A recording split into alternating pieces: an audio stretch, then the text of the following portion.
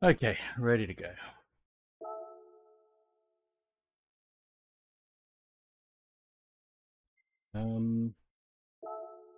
Check the time trial. Now I missed doing the time trial last week, so likely I don't have any rewards to claim. Oh, I can still do the NSX time trial? Still got 4 days, okay. 2 time trials today, Tsukuba and Spa. We might even start off with these, yeah.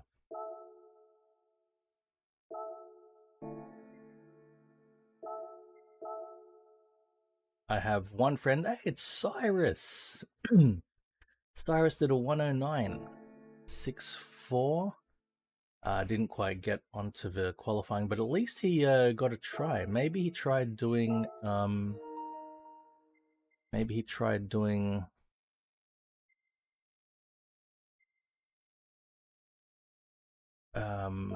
VR. I guess it was his VR test.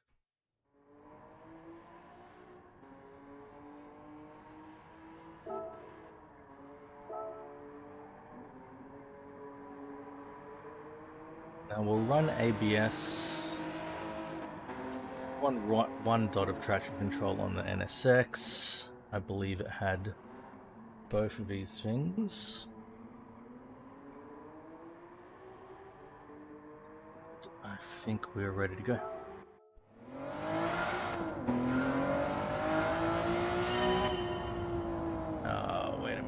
Wait a minute, I'm on the wrong profile.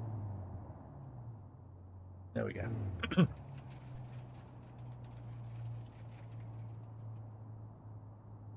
Okay.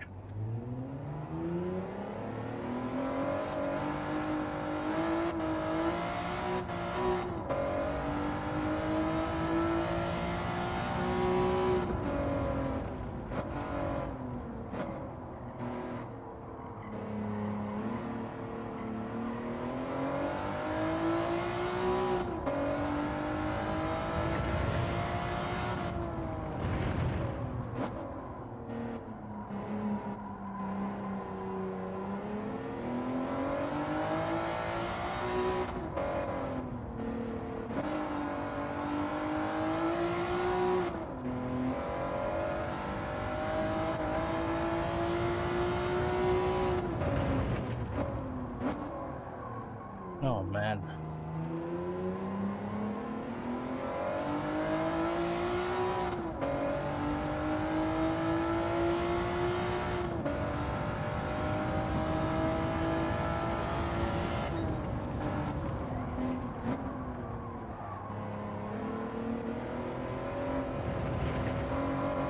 Aiden Chicken, hello. Hello, Daniel.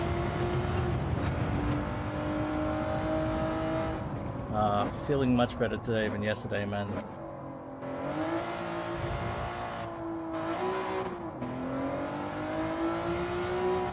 Gonna be a 2 to 3 day heat wave, and today's the first day. But it's not hot yet. Yesterday was relatively cool for this time of year.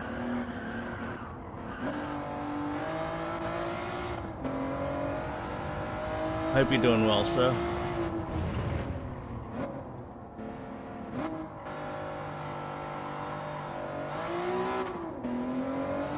Wow, so going wide, I was actually faster first lap going wide. Shit.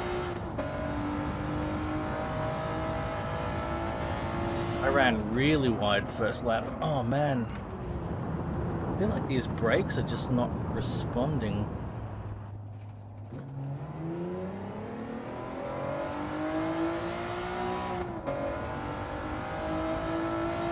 It's this month, January.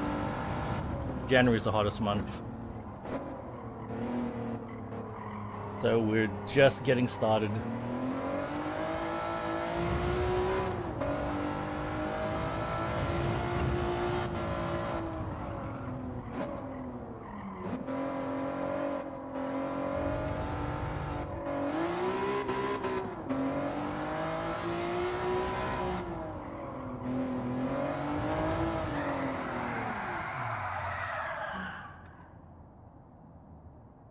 Alright, let's get a proper start. My brakes feel really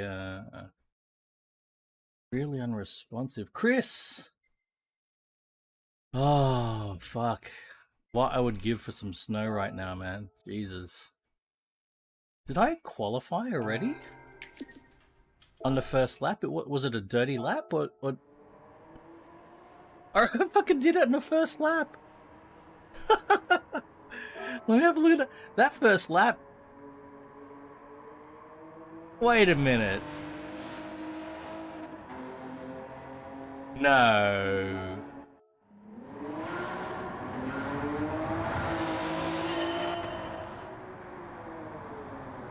Look, I even slowed down.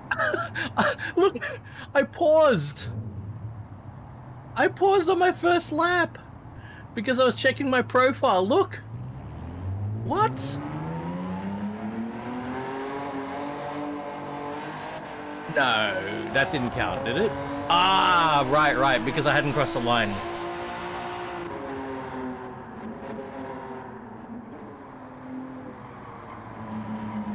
I'd swap you in a heartbeat, Chris. But otherwise, I hope you had a good New Year, man.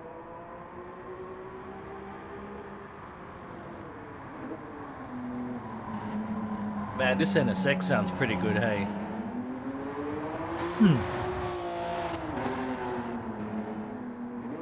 In general, Yeah, I reckon V6s sound pretty ordinary, but this is a pretty nice sounding V6.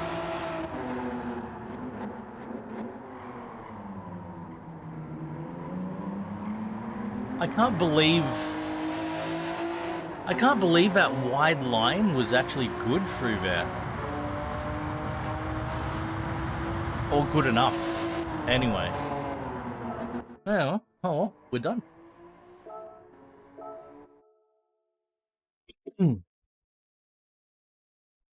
Right.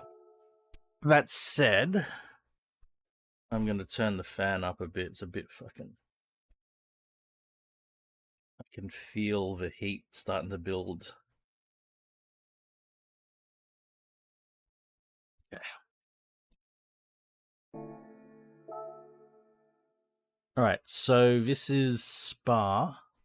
I need to get a 2 minutes 30.5 around Spa. Any of my friends on this? None of my friends on this yet. And I just got to choose between one of these. Or... what are we going to drive, guys? What are we driving? GDR, Supra, or NSX again? Yeah, Daniel.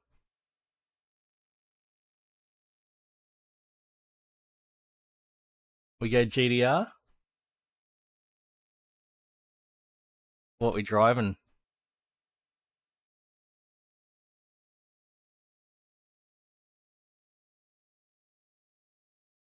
Alright.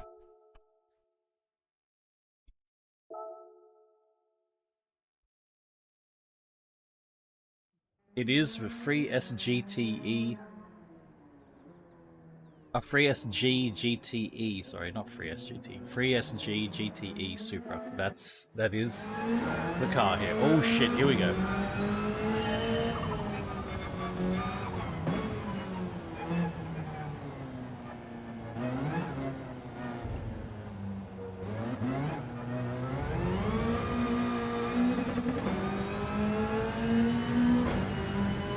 Oh, I saw your Discord message, mate. I saw it when I woke up, yeah.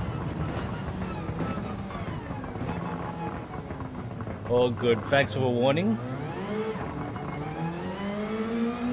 And I will let you know if fake Chris pops up anywhere.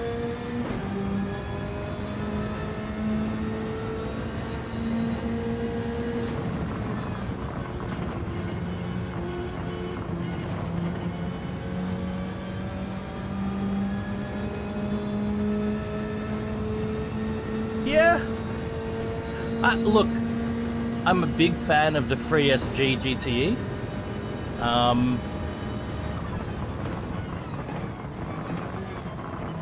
Probably more of a fan of the 2JZ though, but that's cool.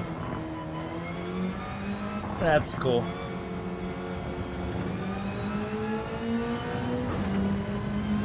Yo, George, welcome, man. Hope your weekend's going well so far. Apologies that I backed out of the Friday stream on Twitch. I just got up and my back was just... and it was just from lack of sleep. I don't know if you ever get that when you haven't slept much and you wake up and your whole body is just fucking aching.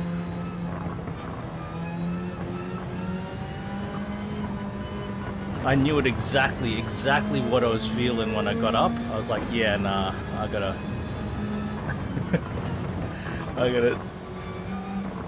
lie down again. The worst is when you get that and you still need to work.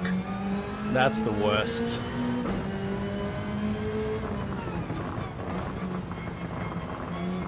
Been there way too many times.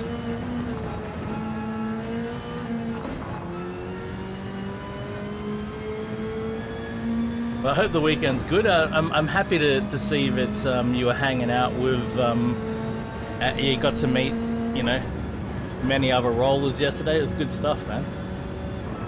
Hanging out with Wolvie, LCK. Today you're hanging out with Nikki. That was awesome, man.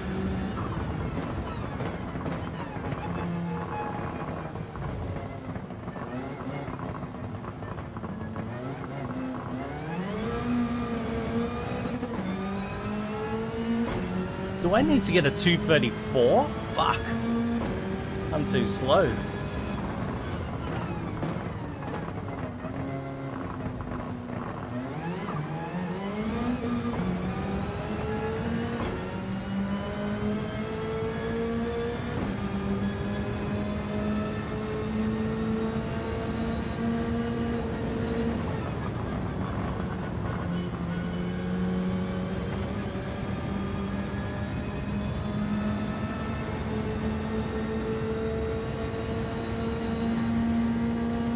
Like, I sort of know Spa, but it's not my fastest track or anything.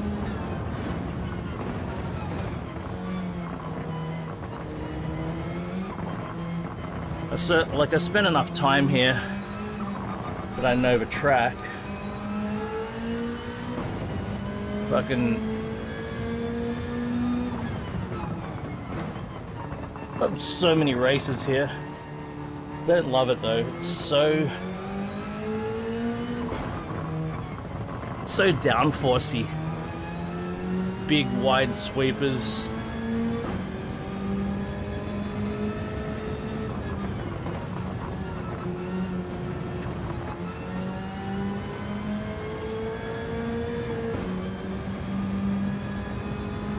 In general, I don't love the downforcey tracks.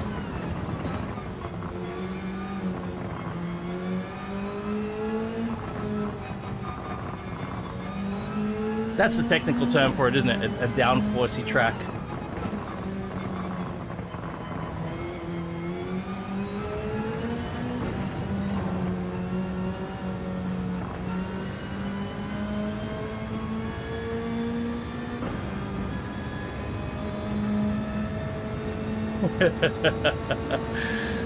Alright, hang in there. I'll catch up with chat in a sec.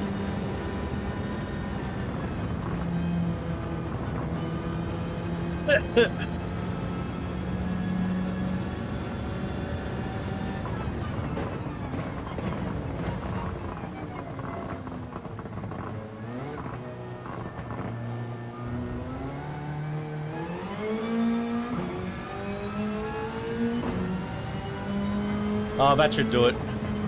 Woo!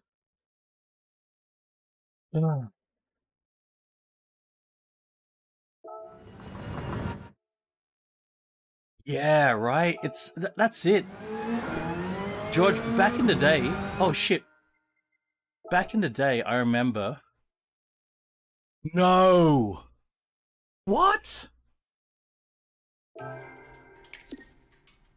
Comment recorded.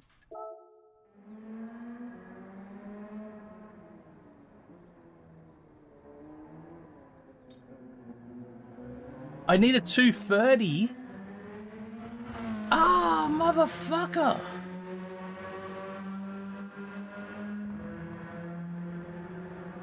Oh. Mate. Fucking hate GT3. Shit. It's not GT3, it's GT500, but you know what I mean. That was the first time you watched LCK? I love that guy. He's funny.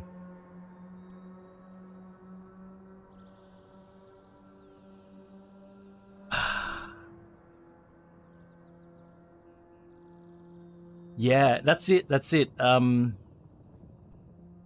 me, like, not getting any sleep, it's not so much the mental fatigue. It's literally, there's a physical aspect to it where my body doesn't feel rested enough.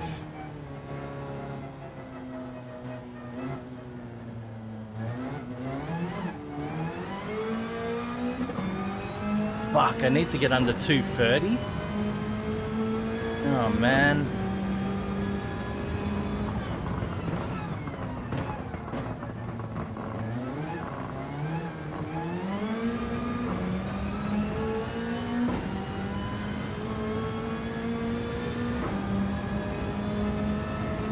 Well, this is a hell of a warm-up.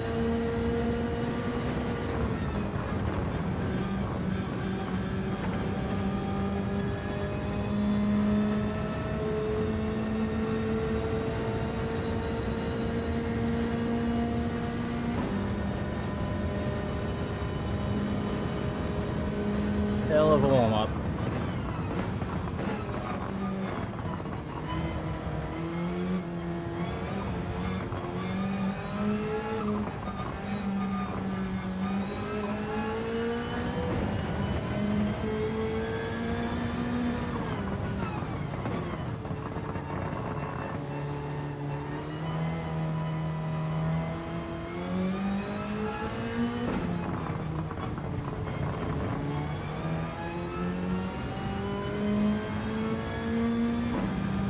Yeah, these cars, you just constantly gotta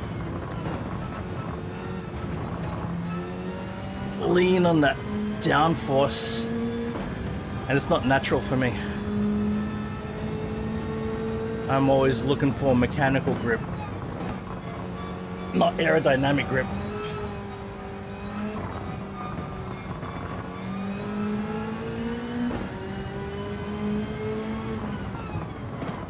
It always feels weird for me that the harder you push the car, the more you can get out of it, if that makes sense.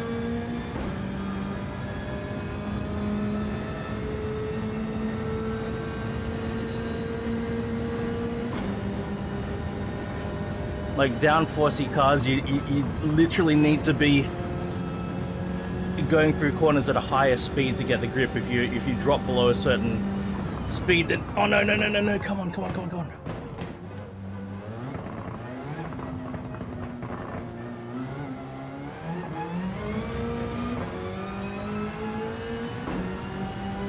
Yes.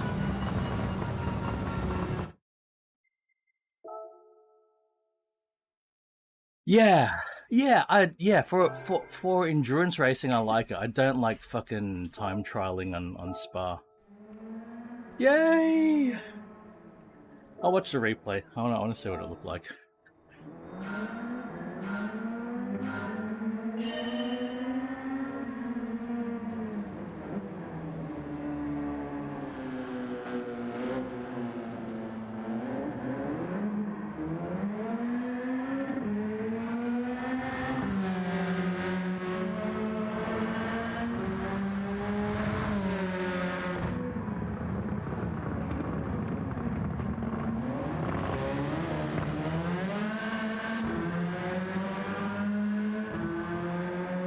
I mean, when I look at this car, I feel very mixed, right?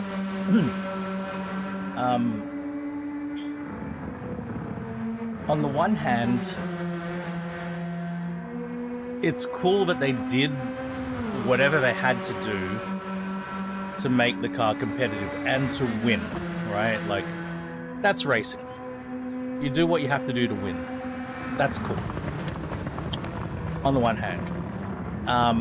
And that means, you know, for the regulation to be competitive, they swapped out the 2JZ inline 6-cylinder for the 3SG GTE 4-cylinder. That meant the engine sat further back in the chassis, and the handling was markedly improved. It was also lighter, you know. Good stuff, and that's how they're able to win with this car. On the other hand, when I look at this car, I don't see it as a proper Supra.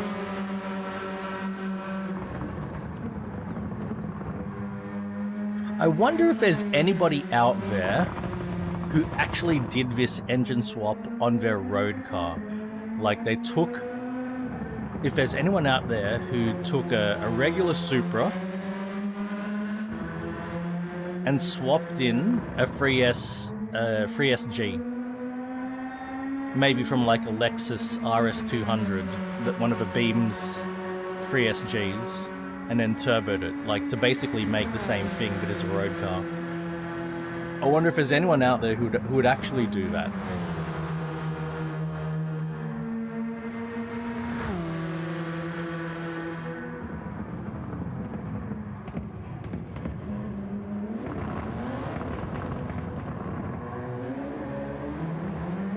Maybe if you started with a Yeah, probably someone did that. If I had the idea, then probably someone else that had the idea. But you know, if I was to do it myself, I would start off with a non-turbo. I'd start off with a non-turbo Supra, and then I would look into doing the free SG swap. Oh, I'm gonna buy this TZ2.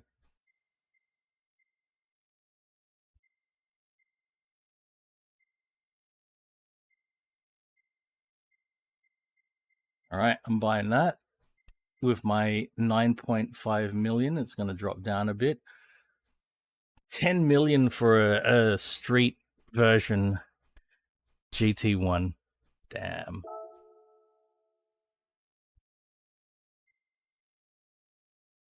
Nah, one of the non-turbo Supras would be a non-turbo automatic Supra. You'd still pick those up in Australia for cheap, I betcha.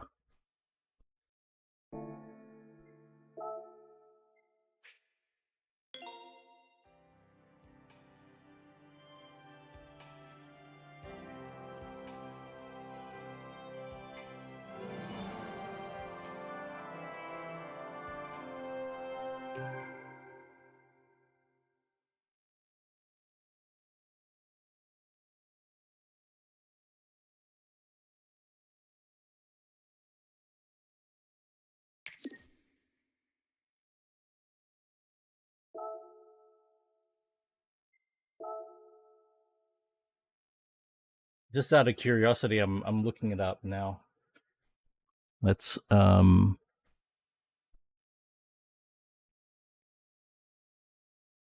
doxing, very good.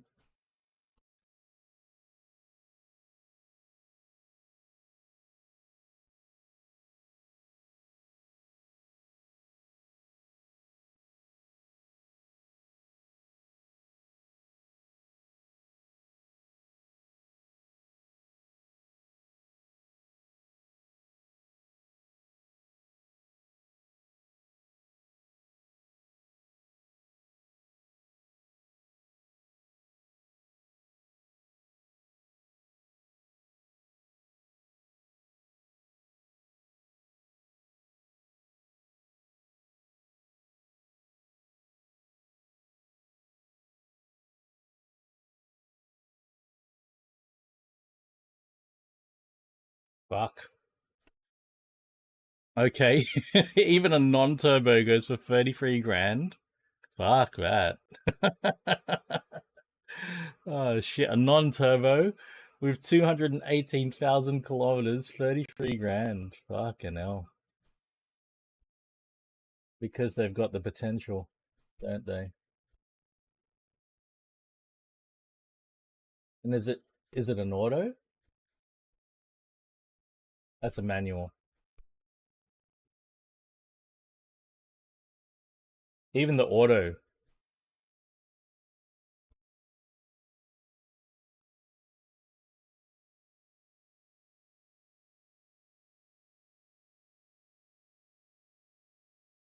Even the 4-speed auto. How many photos do we have?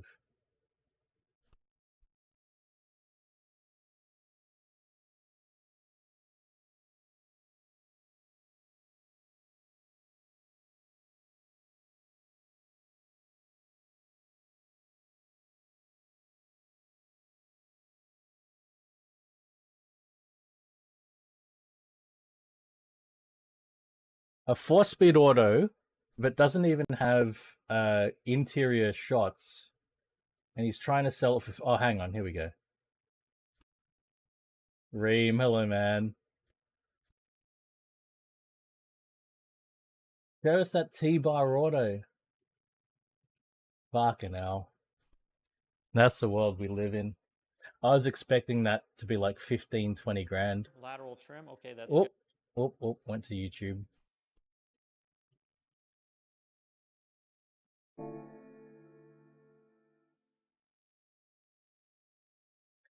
Yeah, that's it. That's exactly the thing, George. You know, that's why. Because because of the potential of a chassis.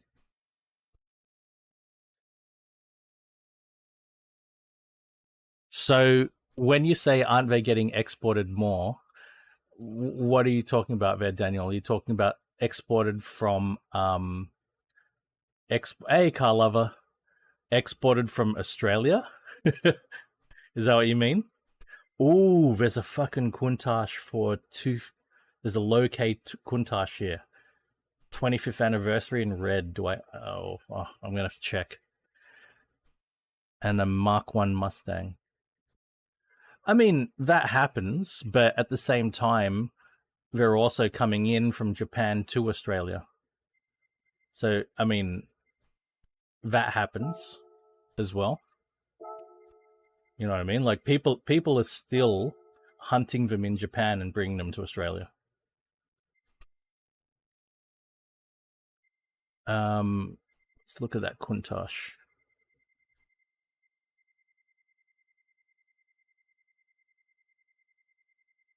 They're getting more rare in Japan.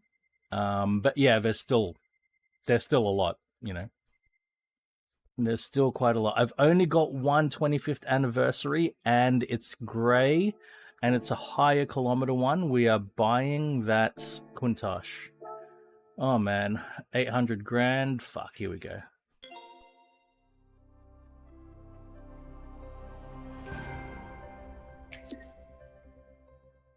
But yeah, there are scrapyards that have them. There are people who have been hanging on to them and are selling them now. Mustang Mark 1. There are also warehouses. There are warehouses where people have been collecting them and hanging onto them in Japan, and you know now are starting to sell them.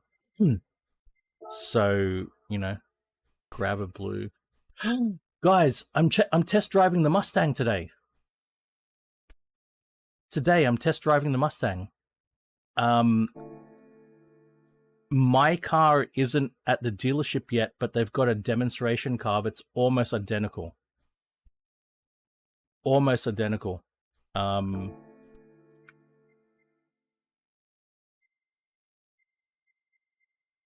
want to see it? They sent me this link, and I was like, "Is that my car? Why has it already got license plates on it?" And they're like, "No. That's our demo car." But like, yeah, he called me up. He called me up and said, "Oh yeah, look,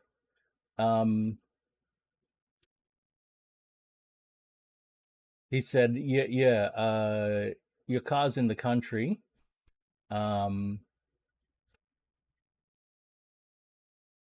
car's in the country.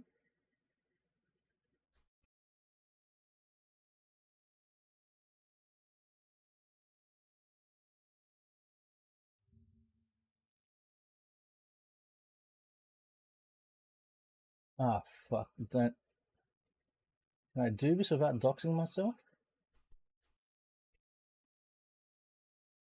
Okay. Yeah, he calls me up. He calls me up and goes, your car's in the country. But we've got a demo unit. And he goes to me, yeah, yeah, we've got a demo unit, so you can do the test drive now. And he goes, but the demo unit, you know, of course, it's not in the same color, and it doesn't have the same options as your car. But he says, but it's the same drive line, so it'll drive the same. You know, it's got everything, like it'll feel the same. So you can have a test drive of what it'll feel like. But he says, obviously, probably not the same color and same spec. He sends me the video. It's exactly the same color, exactly the same spec. So I get fucking confused. Right? And I'm like, whoa, hang on. Have you registered my car? You're not supposed to do that. And he goes, oh, no, this is the demo car. And I'm like, I'll tell him today. But anyway, here's the video they sent me. It's only 22 seconds long.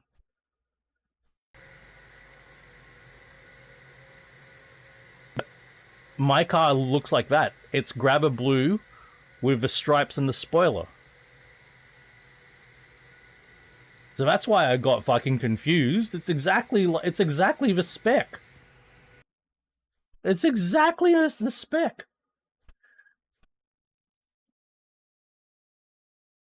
It's exactly the spec. So I'm like, did you register my car?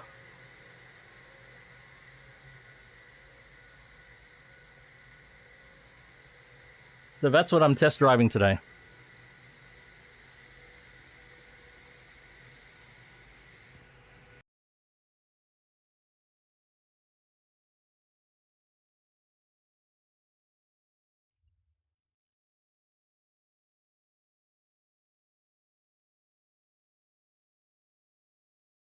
But I'm not going to take it. It is beautiful, right? I reckon that's one of the nicest fucking one of the nicest colors to use with the stripes and the spoiler. It's fucking beautiful. But I'm going to take my deposit back. I'm not going to take the car. I am going to test drive it. I'm going to test drive it at least so I confirm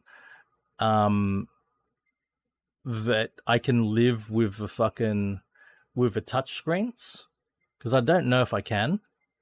Like, if I test drive it today and I think these touchscreens suck, then I'm going to buy the previous generation instead. TTS and a 22B.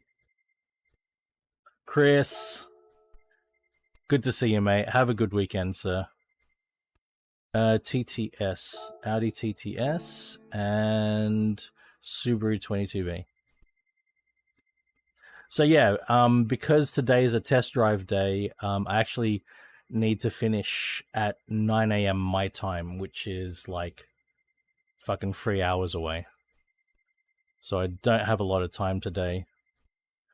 I might need to do an extra stream later this week to make sure I'm caught up with everything. We'll see. Got 222Bs. All right, let's not waste any time. Let's get into it. I want to get the magnetic dampers, Magnaride, and this car does not have Magnaride. So I probably need to end up ordering a car off the line. Also, I won't have a job after this month, so it's probably the wrong time to be buying a car.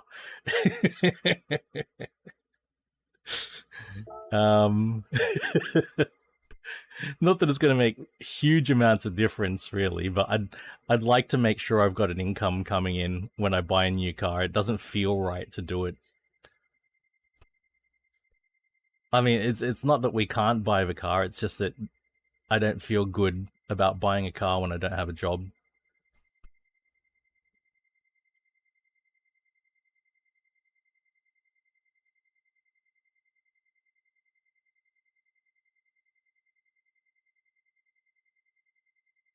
Like, it makes no difference. We've got the money to buy it. We'll just go buy it. You know, that's fine. But yeah, it just feels wrong. I'm just gonna choose a car that I've already got good to go. Actually, we're gonna drive this Demio because it's 0 kilometers. Yeah, place a deposit. It's my car. You know, it's reserved for me. Because I placed a deposit so long ago, but I made sure to get a refundable deposit. So I had the condition refundable pending test drive.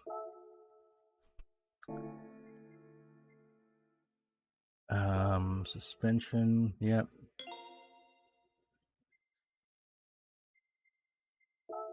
That's absolutely true. Daniel,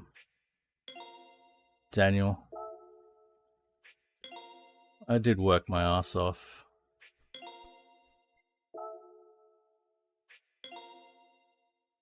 Okay, we're right on the verge of 350, and let's get that brake balance controller on, and we'll go drive it.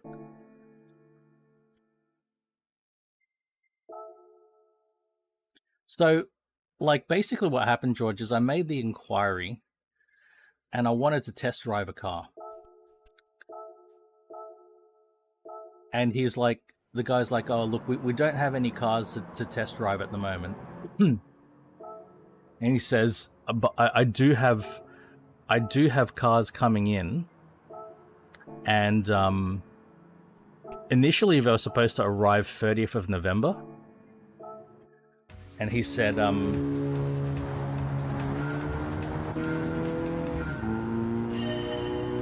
me, if you put a deposit on it now, it's yours. And I said, look, I haven't even test driven it yet. I said, I don't buy a car unless I've test driven it. And he's gone, okay, well, we can make it a refundable deposit. You know, so that you can come in, test drive it, and see if you like it. And I'm like, all right, done.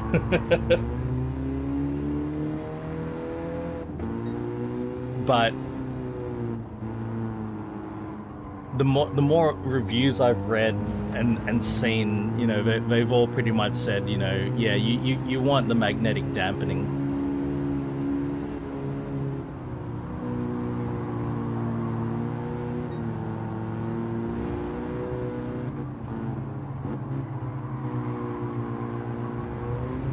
And I've told him that. I said, look, you know, the main thing.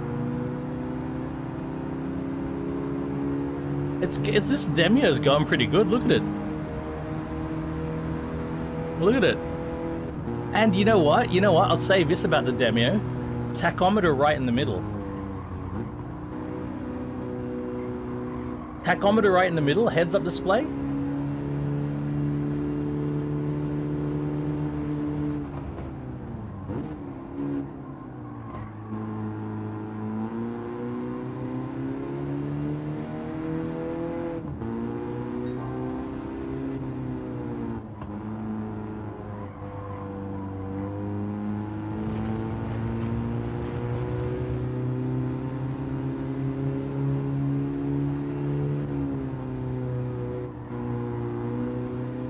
I tell you, Daniel, there is something about small hatches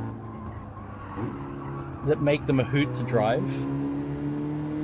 Even ones that aren't hot, even ones that are warm, right? Like this one. This is a warm one. It's not even a hot one. It's maybe not even warm, right? But I think it's got enough performance. And these small little cars like this, and like the Honda Fit that we have, in an urban environment, you can absolutely thrash them. So you're pushing them, but you're sticking within speed limits. You know, you're not gonna get done by the cops. There's something to be said about that, you know.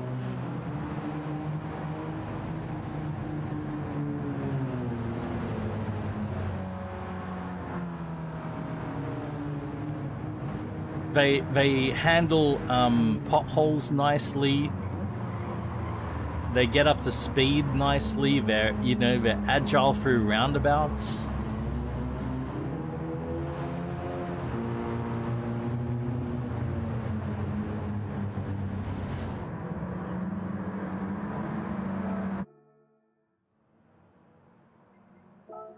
It's like their on-track performance might not, cut the mustard, but, in the real world, they can do just great. Okay, European 600. Alright. We gotta oge, guys. We gotta oge. We gotta get shit done. Absolutely gotta get shit done. I didn't finish all the races. I didn't end up doing the 1 hour race, last week. This week I've got a higher chance of being able to do that if we don't finish. All right, so it has to be European. It has to be under 600.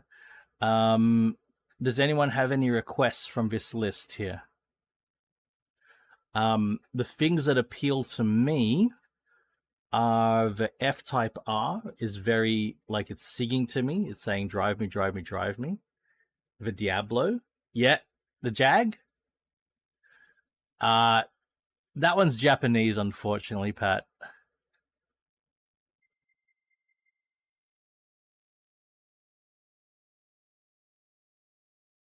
That's it. That's it, George. And you know what's brilliant about that they don't have that power? The brilliant thing is you can fucking floor it. You know, you can push the engine's go, Rah! And it feels like you're fucking, you know, gunning it. That's the brilliant thing about them. And they're on the limit of grip. So for me, right? American, unfortunately. I love the Viper so much, George. But yeah, it's got to be European. All right, let's Oge.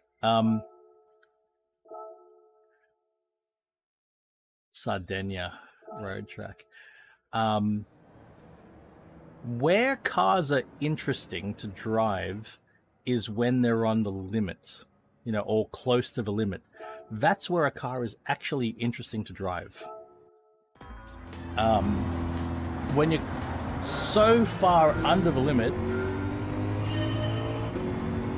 that is American, unfortunately. When you're so far under a car's limits, like the car will actually won't be that interesting.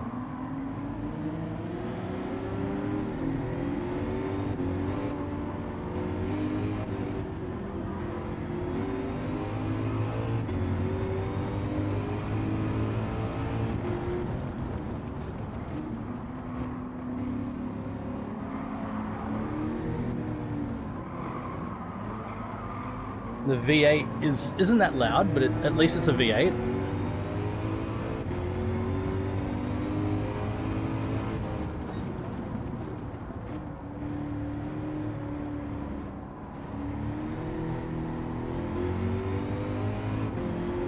It is, hey. That's what we love about about driving these games, is that we get to push these cars to their limits. That's the entertaining part, right? Exactly. The dynamic nature of a chassis gets to shine. The engine gets to show you what it's got. And these little hatches,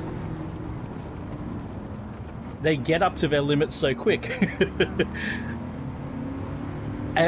But you can still get them to their limit and be somewhat, you know, okay in regards to obeying road rules.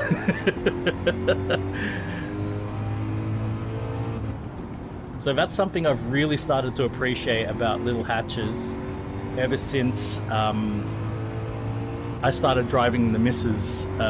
Honda Jazz. I've really started to appreciate that because I've been, you know, driving it a lot more. Oh god!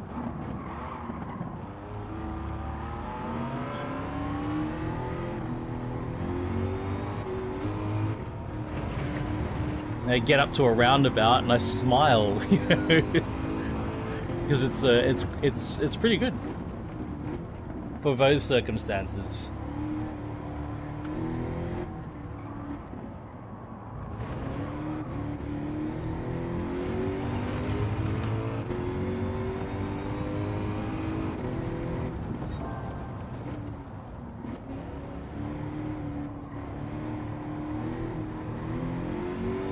And my Megane, when you start to push it, you're pushing the springs and the brakes into their optimal zone.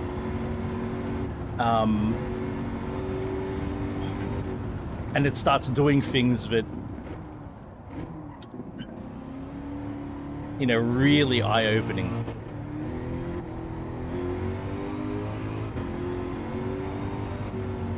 You've got to get the forces up high to get that to get the torsion differential activated, and that torsion differential is just Oh man.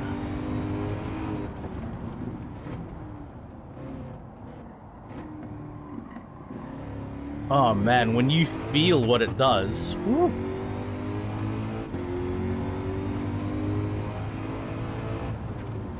Interesting thing as well, having a Torsen limited slip differential on the front, you know, on a front drive, on the front axle, you know, you're driving through the front wheels, it means you can feel the activation of that differential through the steering wheel. You can feel it. You'll feel it through the seat of your pants in a rear-wheel drive, but on a front drive or an all-wheel drive that's got a Torsen on the front, you can actually feel it in the steering wheel. And it's sort of cool. It's an extra bit of tactile information.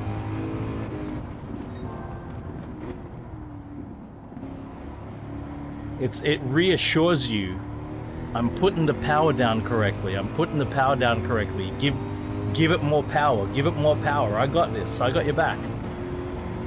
I'm gonna send you through the corner. No worries. More power.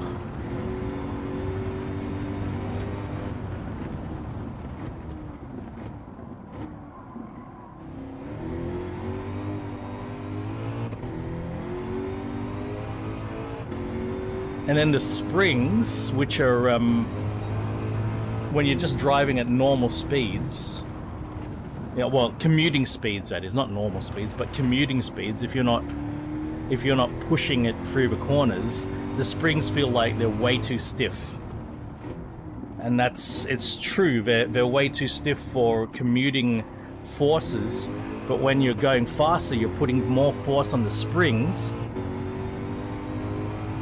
But the car is built, the springs are spec'd for those higher corner speeds, and you put the springs into their optimal operating zone, and it no longer feels too stiff. It feels just right. And then it starts to make sense. You're like, oh, that's why the springs are that goddamn stiff.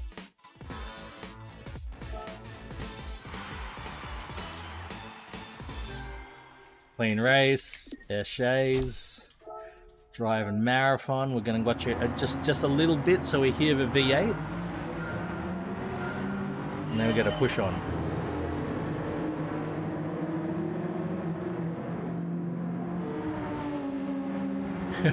Oh, actually, you know what? I better do the cat feeding right now. It's cat feeding time.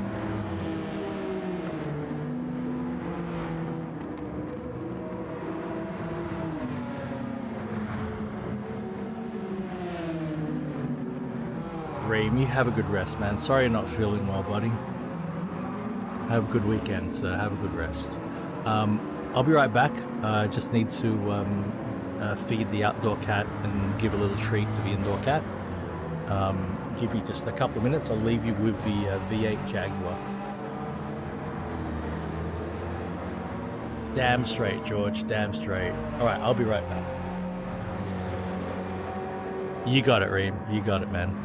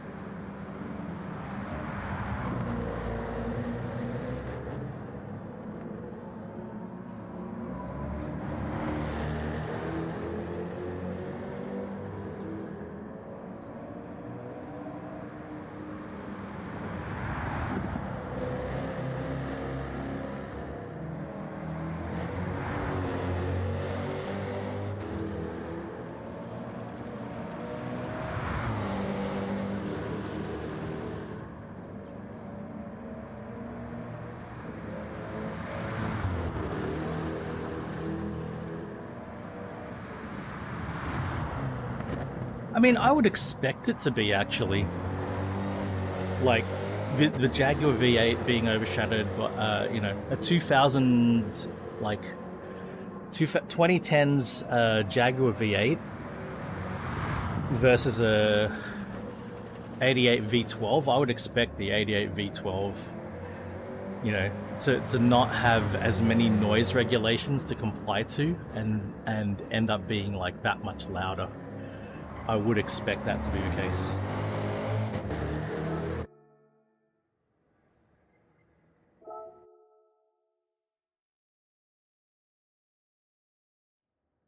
All right, next.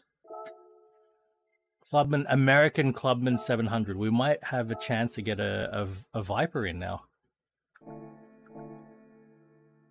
Maybe, if I've got a Viper.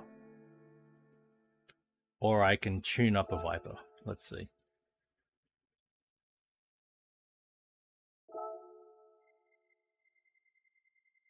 $700 starts there. I've got a Mustang, I've got a Camaro, I've got a Ford GT, Corvette C8. I've got the very American Ford Focus RS. Should I build this Viper up a little bit? We'll take the Viper. Fuck it. We'll take the Viper.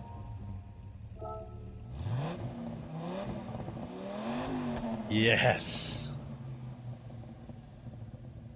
Oh, yeah. V10 goodness.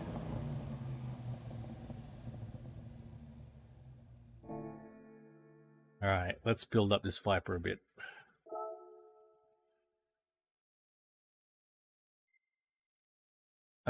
Looks like it's already got some stuff on it. Soft tires? Oh, it's got racing tires, maybe?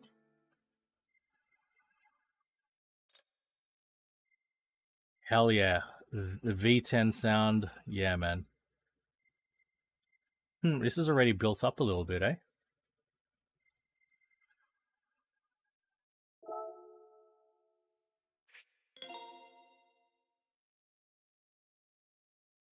No way.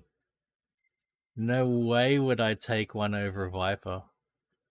I love the Focus RS, but I guess for me, the difference is for me, the Focus RS I see around the place, you know, they're somewhat common car in Australia. Well, not common, an uncommon car in Australia. It's probably a better way to put it. Whereas, you know, for me, a Viper is an exotic, you know, because we don't have Vipers in Australia. I mean, there are some that have been,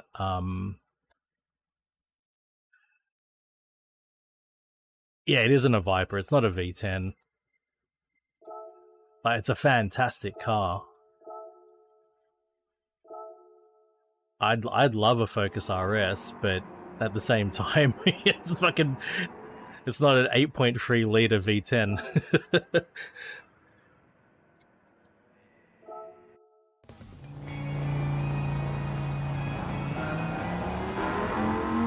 Oh. Oh yeah.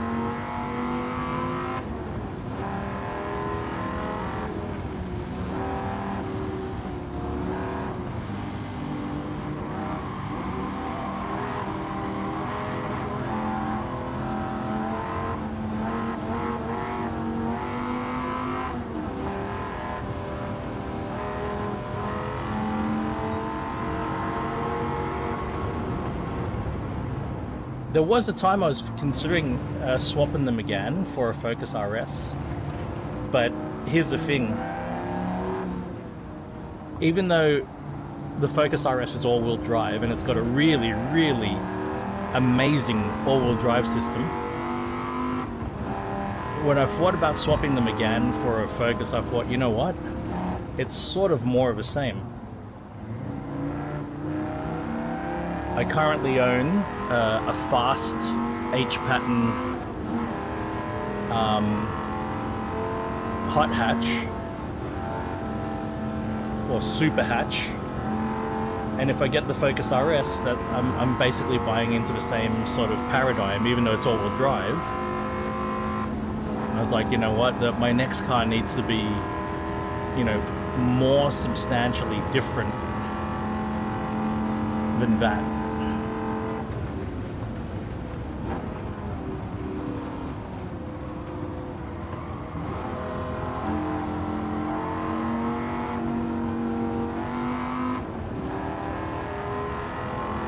And that's why I'm not buying another hot hatch. Like there's a lot of hesitation in buying the Mustang, mainly because it's so expensive.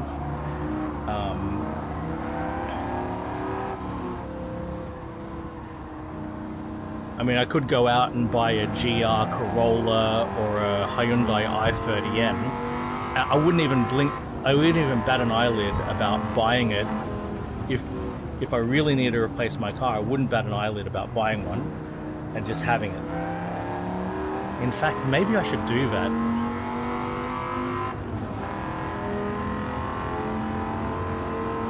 In the meantime.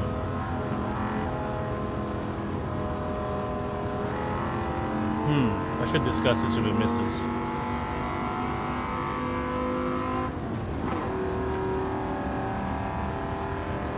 I like the Yaris a lot, but it's a bit too small for a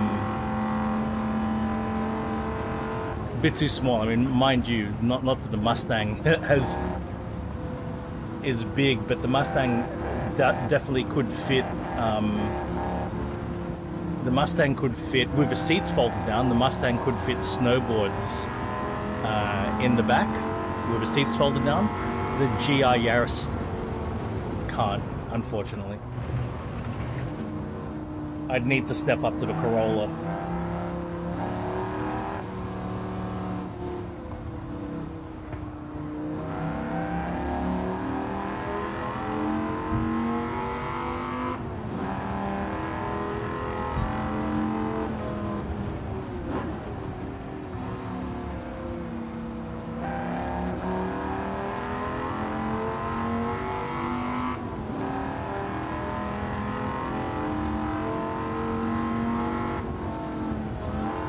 But right now, yeah, GR Corolla or Hyundai i30N are cars I probably wouldn't hesitate buying.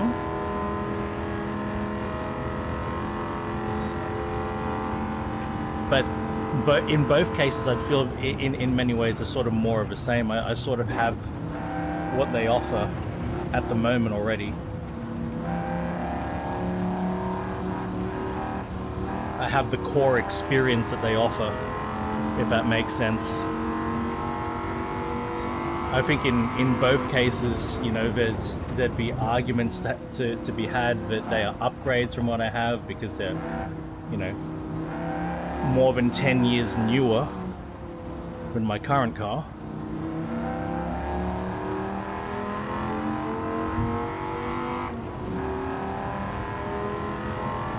But the core experience won't be markedly different, whereas, you know,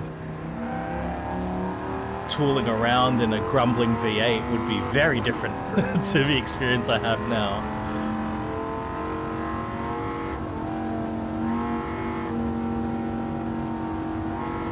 Imagine tooling around in a V10. I can listen to it. You know, despite the displacement, you can still hear the V10-ness of this thing when you listen to the other V10s. Oh shit, coming in hot. Like, you can hear that this has got the big displacement, but when I listen to the Audi Lamborghini V10, the BMW M5 V10, oh shit. The Lexus LFA and the Carrera GT, all of these cars, there's a similar cadence to the wall just like, you know, you hear a V8 from almost any manufacturer, unless it's a flat plane crank, and you can hear the V8-ness of it, right? Same thing, I can hear the V10-ness of this. I can hear the extra cylinders. Because like a V10, like a V8 does not sound like a double four cylinder, if that makes sense, unless you've got a flat plane crank, right? The V8s at a flat plane crank sound like double fours. But then you have a V8 with a cross plane crank, and because of the syncopation, it doesn't sound like that. That's why V8s are so musical, because of the way it syncopates. And because if you think about how attuned our ears are to like 4/4 time with music, you know, that's why V8s sound quite musical when they're cross-plane, because you have a lot of syncopation, really nice syncopation. V10s, I think, are even that step more. V12s and inline sixes,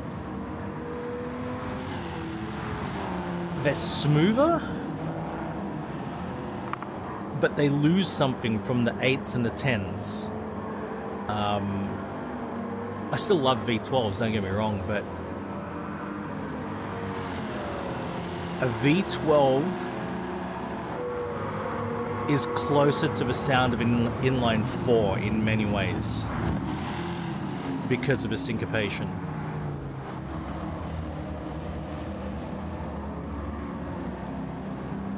So in terms of that distinctness of a syncopation, I reckon it's like inline 4, inline 6, V12, V8, sorry, start again. Inline 4, inline 6, V12, inline 5, V8, V10.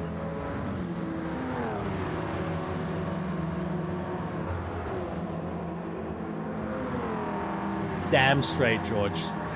The V10 in this is the only overhead valve V10 in that lot. All those other V10s are dual overhead cam, 4 valve per cylinder. Well, this is like, you know, a single cam with push rods and overhead valves. So it's very different technologically than the other V10s, but it still sounds like a V10. It's great.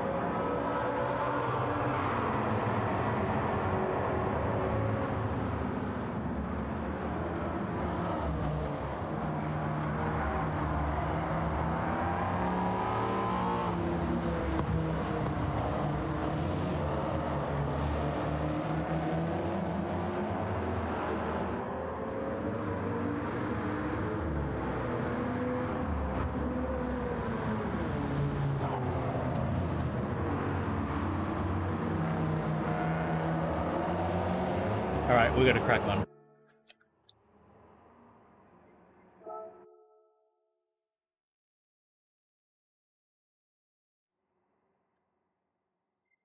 Next. World Touring Car 9. Oh, shit. Super Formula? Oh, no.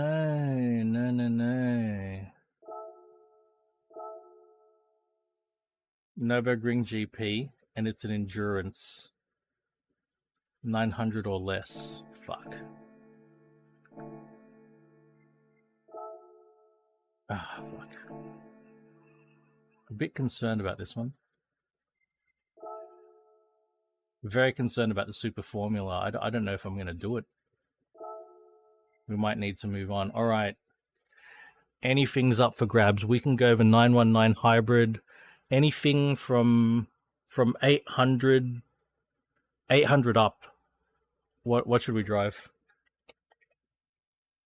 I think we should drive like one of the Group 1 cars. But what do we reckon, guys?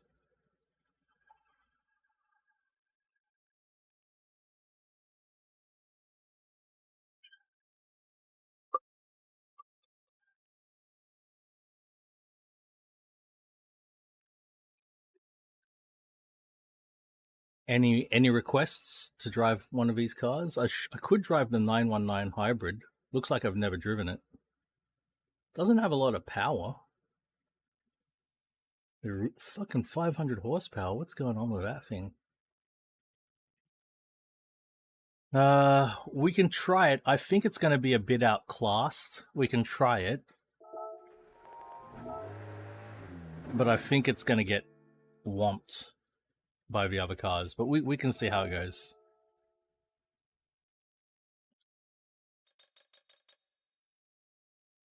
Let's see if it has any upgrades that are available.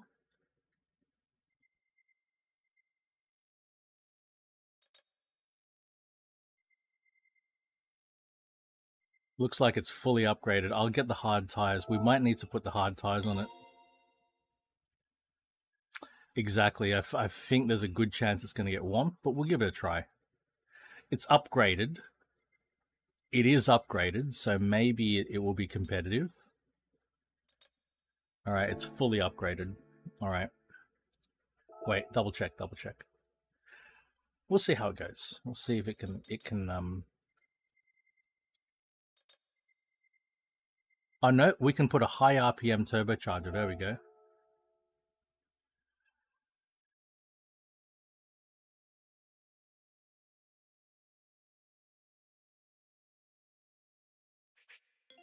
High RPM turbocharger, done. That's what she's gonna need.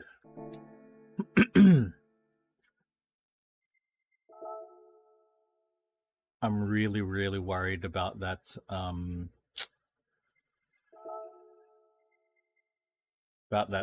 Formula 1 special event. It is Nürburgring GP, so I sort of have a chance. Like, it's not like I don't know the track.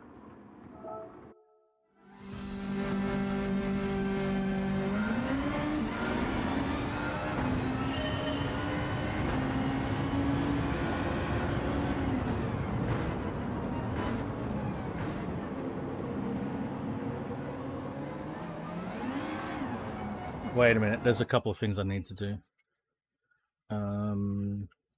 We're going to wind the sensitivity down to like 630 degrees of rotation. We got to exit out. I'm going to crank the traction control up a little bit because we've got a shitload of power, and cars like this run traction control, so it's fine. We might even go up to traction control free. All right, try it again.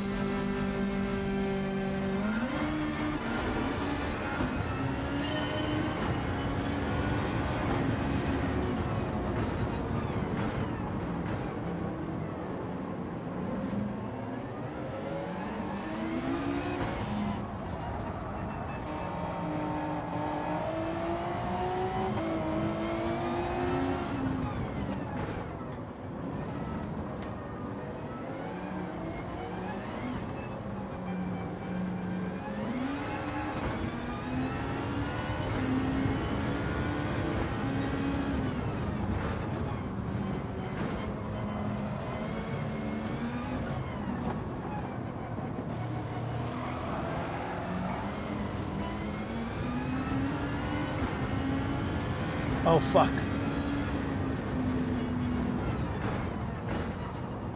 Forgot to wind the fuel map down.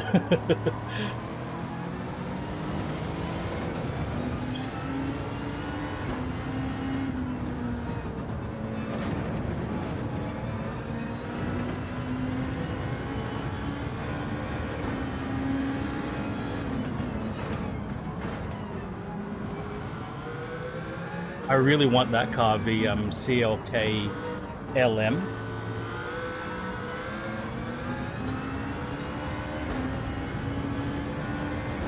Very expensive. Really want to get it.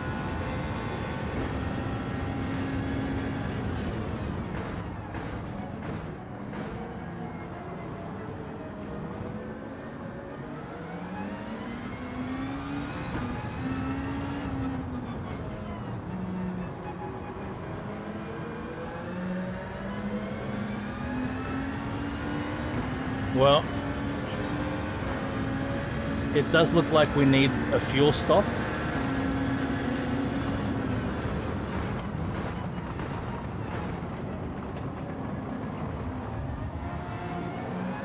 I hope the tires last for distance.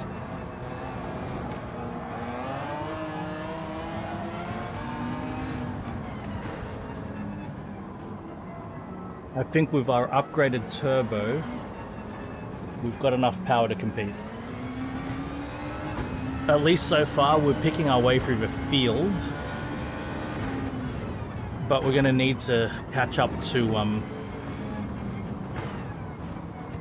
the top 3 cars, because we need a podium.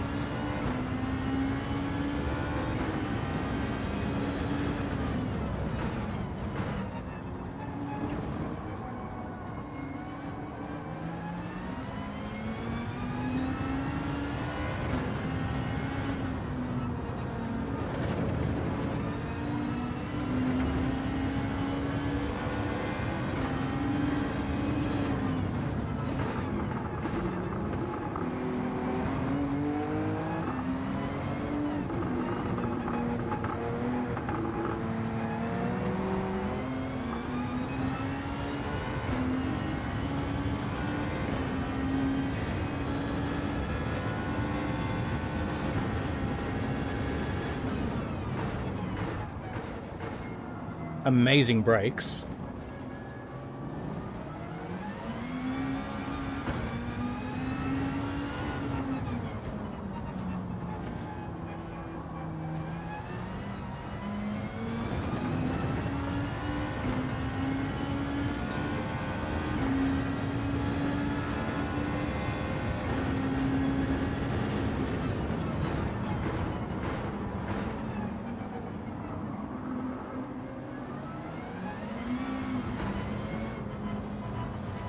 Normally in these endurance races, I like to try to outlast the AI cars and stay out longer than they do. I don't know if that'll be possible. We'll see how we go. We've got 7 laps of fuel estimated.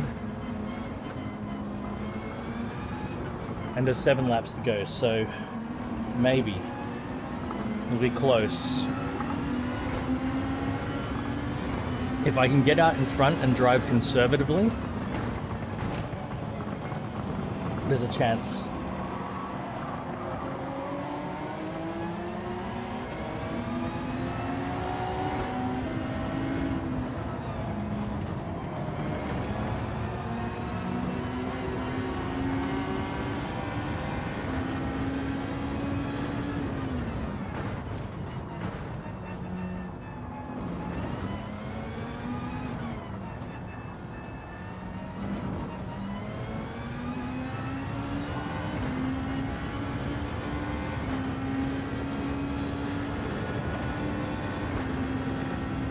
I think the tires will last.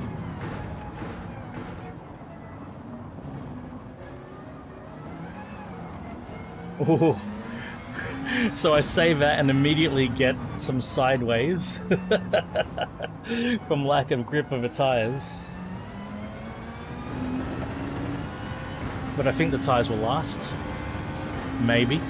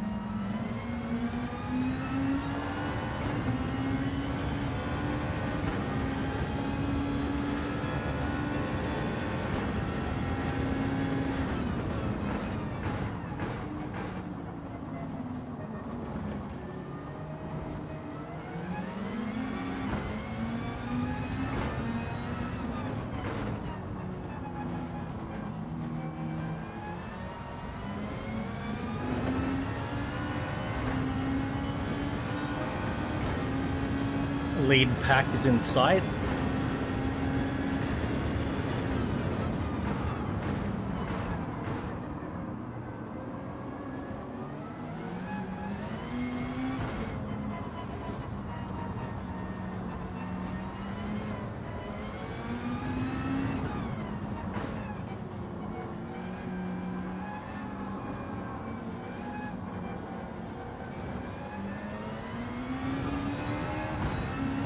Let's see, 4th and 3rd place.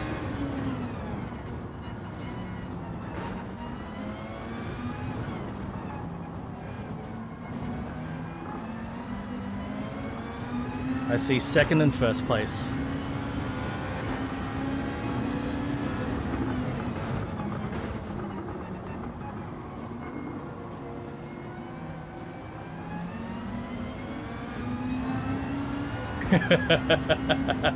Yep, we'll find out soon enough.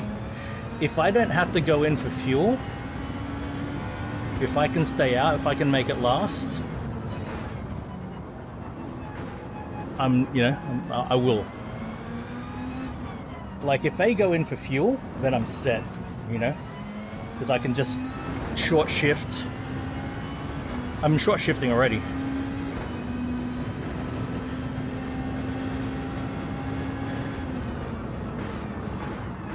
I'll only go down to 3rd here instead of 2nd, because I'm here already. I'm with him.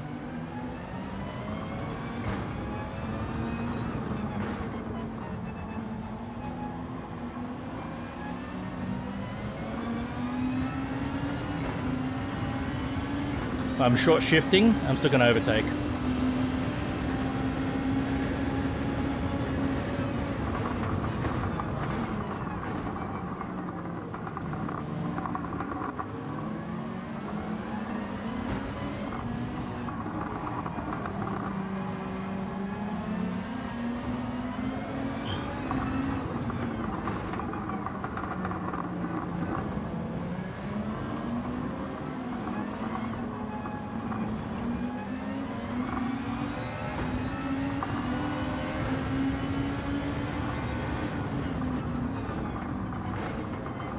Pair of R35 GTRs in the front, eh?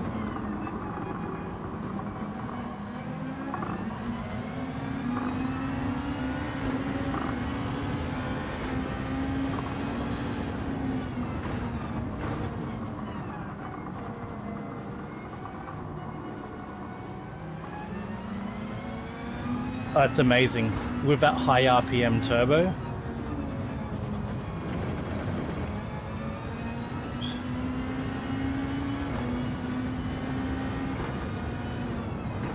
but from now on, I'm short shifting. I'll try to be up a gear higher than normal.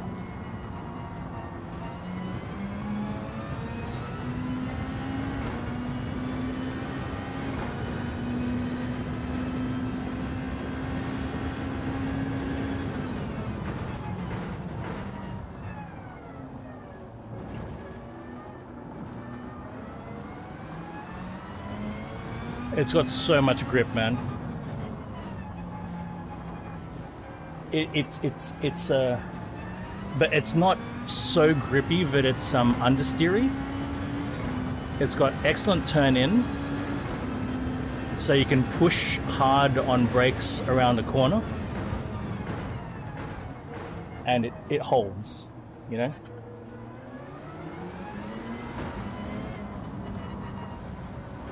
Pretty amazing car.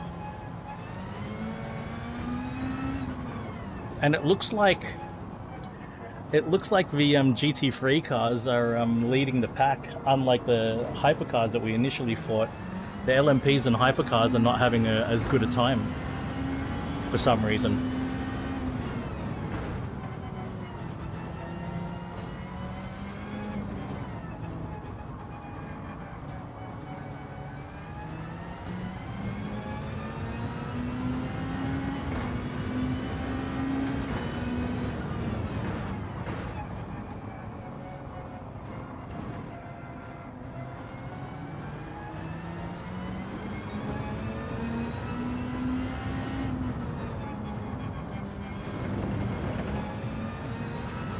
Yeah, very easy to place the car where you want it.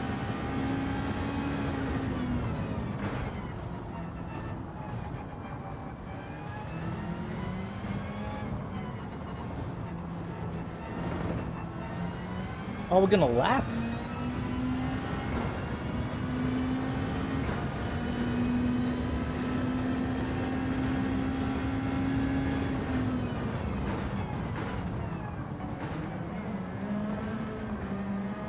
Or Supra.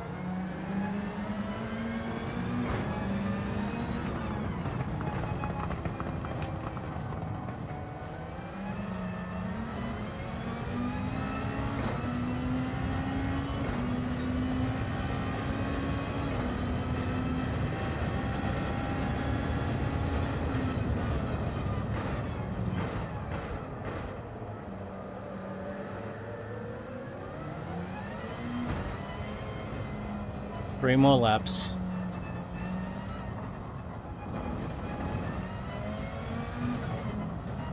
The tires are they've all gone in for fuel.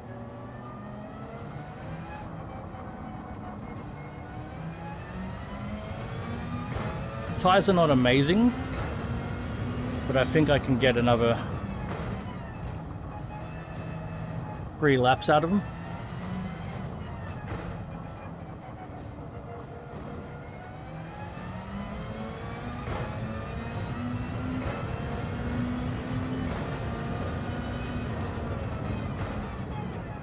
Especially since I'm going at a reduced pace.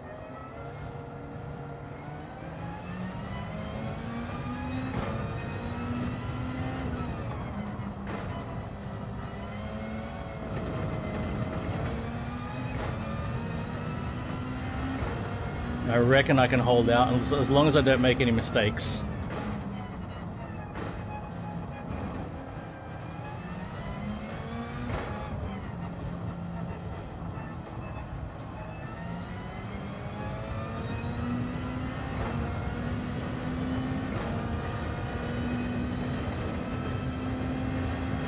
Oh my god, that thing ran off the road.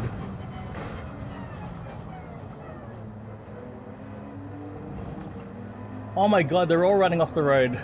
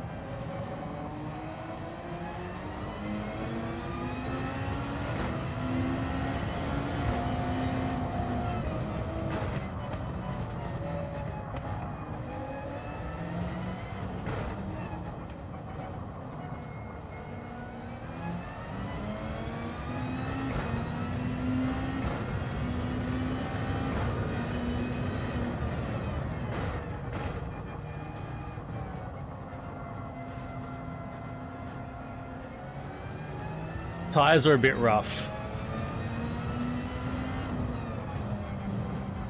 Corner speeds have dropped a lot because of the tires. But hey, one more lap after this, we should be fine.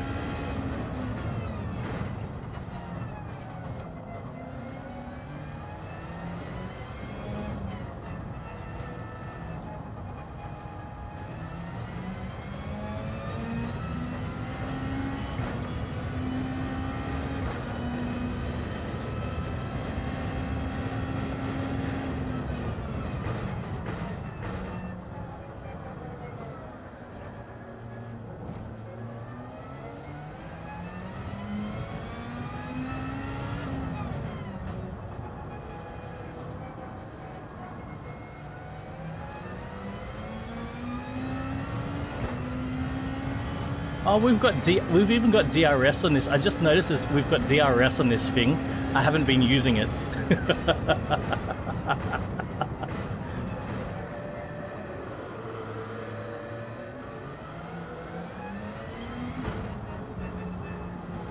Haven't even been using the DRS.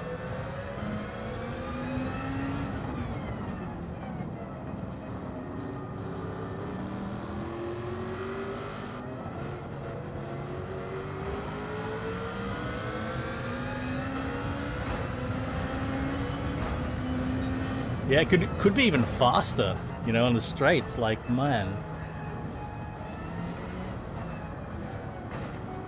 good car, man. Good choice.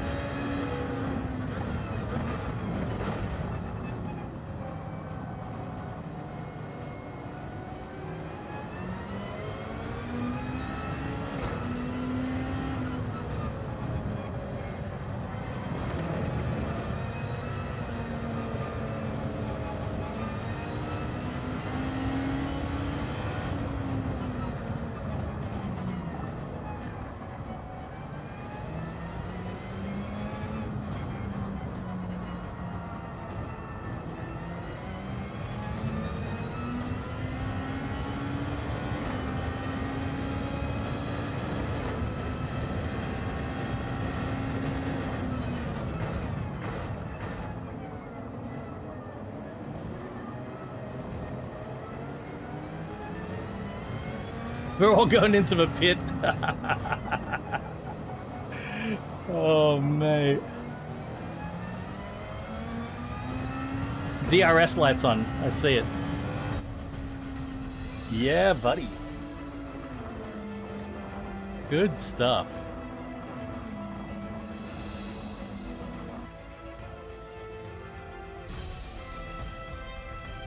Cheers, George.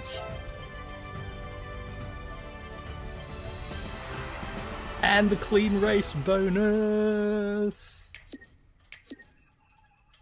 Stoked about that.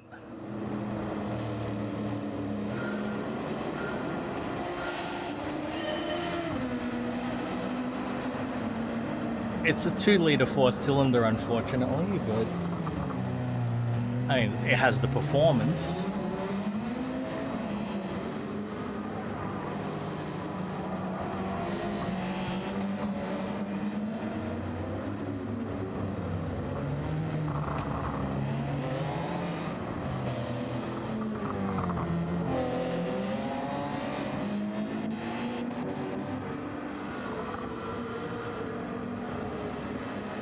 Pretty awesome car.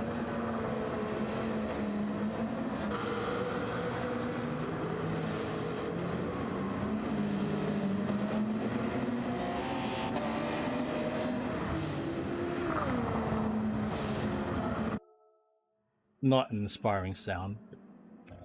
Now, we may not complete this next race. Well, I'll give it a shot, but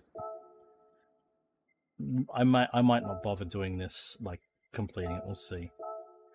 So, Super Formula. Fuck, do I even have one of these cars? I do. Okay, let's go get my Honda out of the garage. You know what? We might even swap wheel rims for this one. I'll put the smaller wheel rim on. There it is, Super Formula.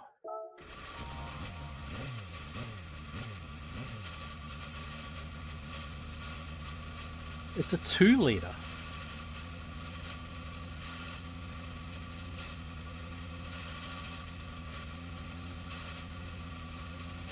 A Formula 1 car is only 2 liters these days? I don't keep track of Formula 1. Are they only 2 liter these days? Man, that's tiny. That's not tiny, but, you know.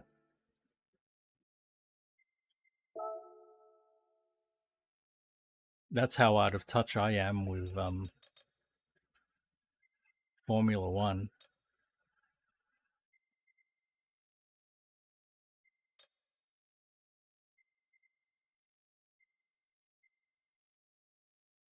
We got all the racing tires. Can I put? Nope, we can't even put. All right, the performance is the performance. That's it. 1.6 turbo hybrids. Okay. So what about back in 2019? This is a 2-liter. Back in 2019, were they 2 liters?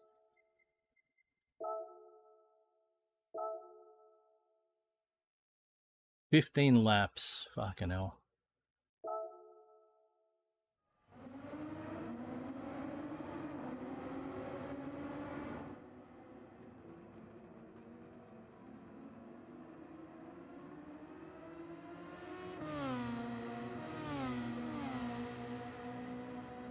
Right, right.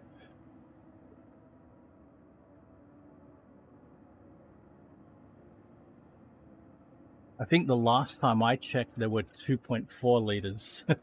So it's been over 10 years since I've paid attention to the regulation. I'm so out of touch with Formula One. Okay.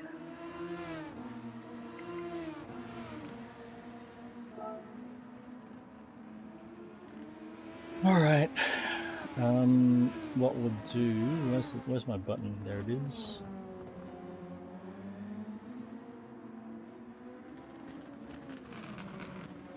We're going to drop down to 360 degrees of rotation. I might drop the force feedback a little bit.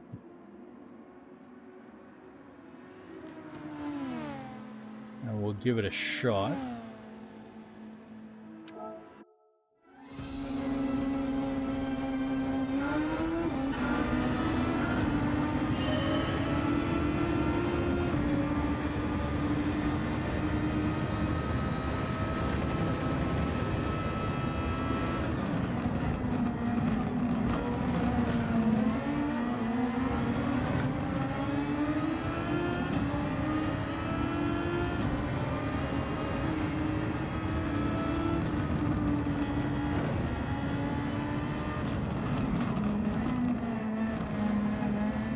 Yeah, pretty much after the V10 era, I wasn't paying attention.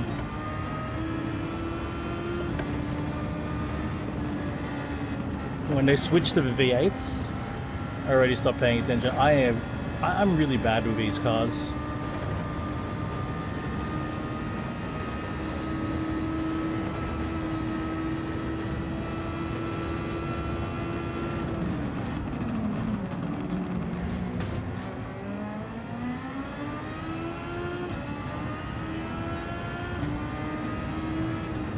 And it's on a track that I'm not super familiar with.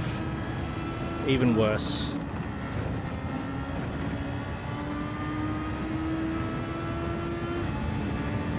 No, I don't stand a chance.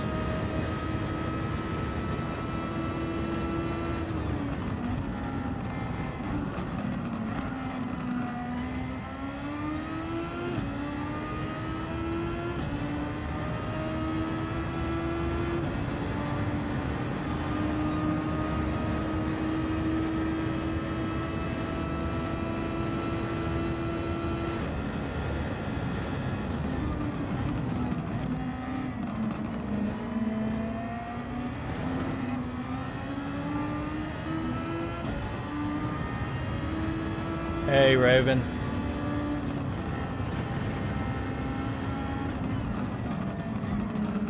Happy Saturday, sir. Raven. DTA 8600 is on the way.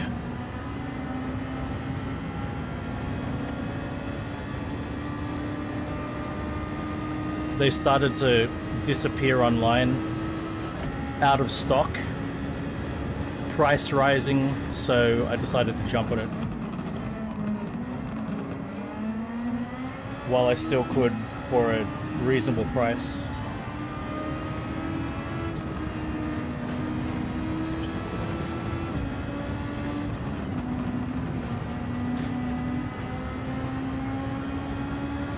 This isn't looking good.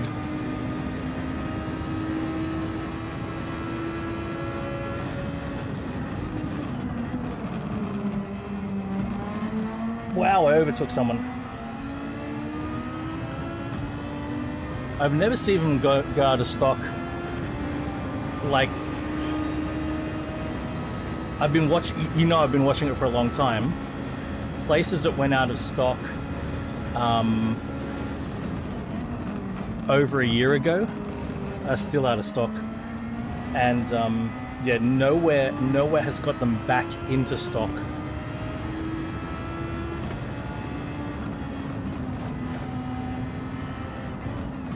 At least in Australia, and then the price went up as well.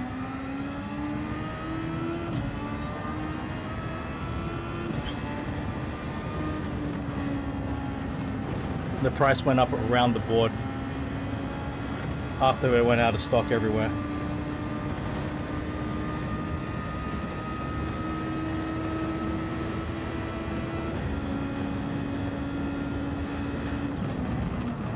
Across the board is what I meant to say, of course. I know English anecdotes and not anecdotes. Anecdotes are stories.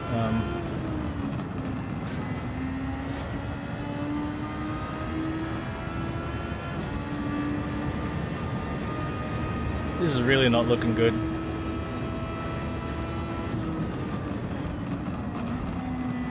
I'm gonna try running the race to see what happens, but I'm probably gonna give up after this first attempt.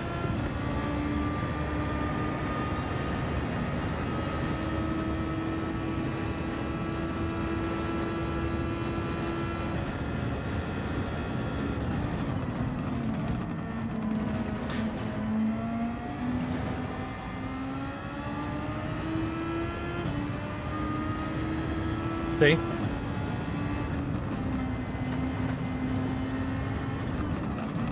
I don't normally impulse buy. I normally stalk things for a long time and see what's going on.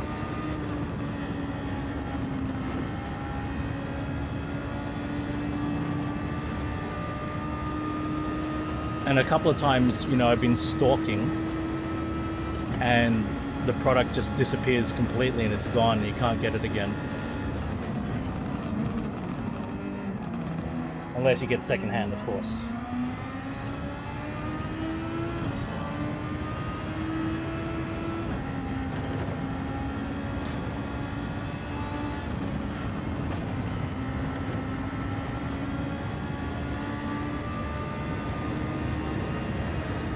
I don't care, like I know it's got all those additions. The important thing for me for A80s was just 600 ohm. Everything else was not important as long as it was 600 ohm.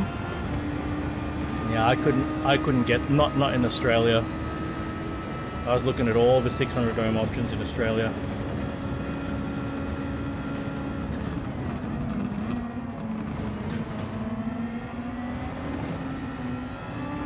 I'm still in 19th spot.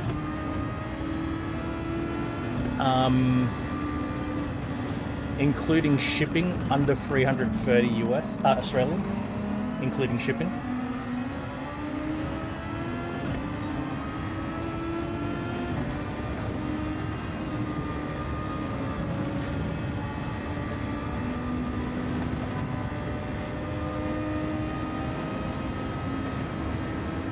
I think I've found the last good deal on them.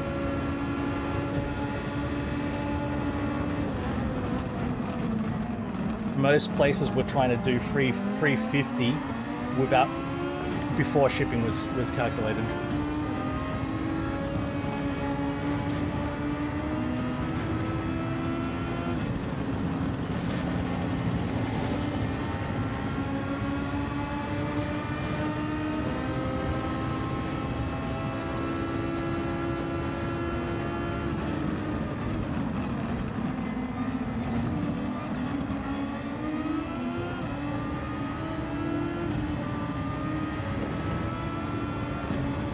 Sounds about right.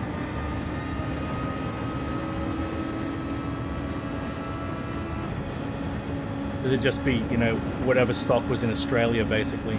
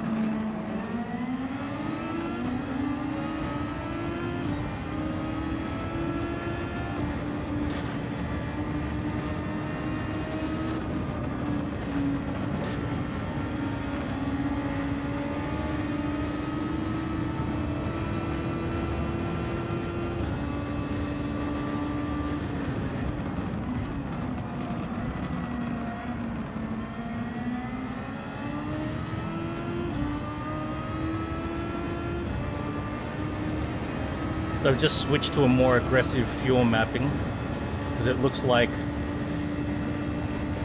I've got enough fuel with an aggressive fuel mapping.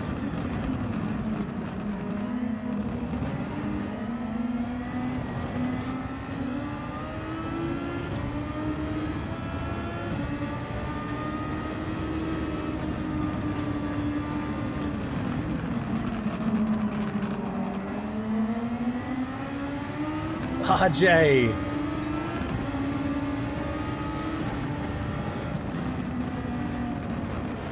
Yeah, look at me! I'm driving Formula cars! Sorry, this is requiring a bit of focus, guys.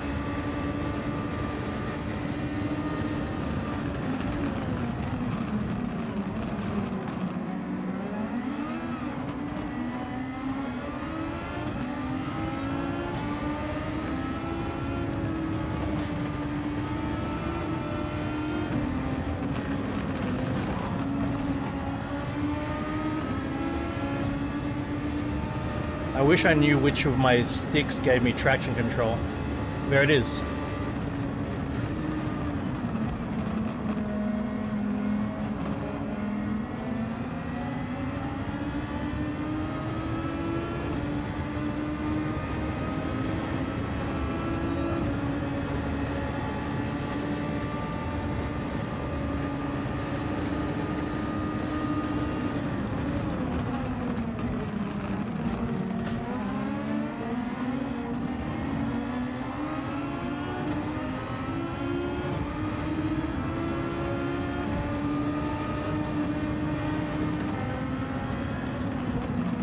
When I work my middle stick, I normally don't get any traction with anyone, Raven.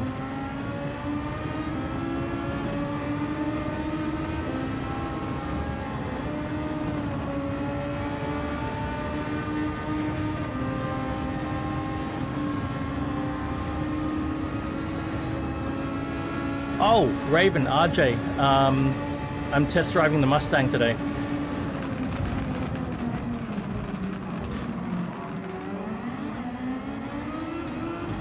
It's not my car, but it's a demo car, and it just so happens to be identical fucking spec, same color, same accessories.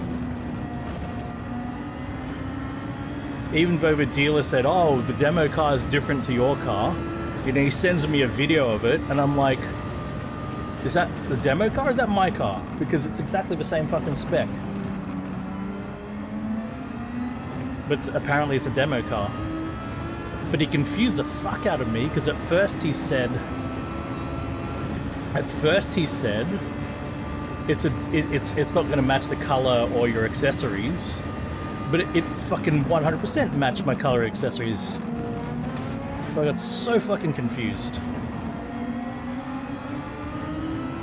I thought he sent me a fucking video of my actual car.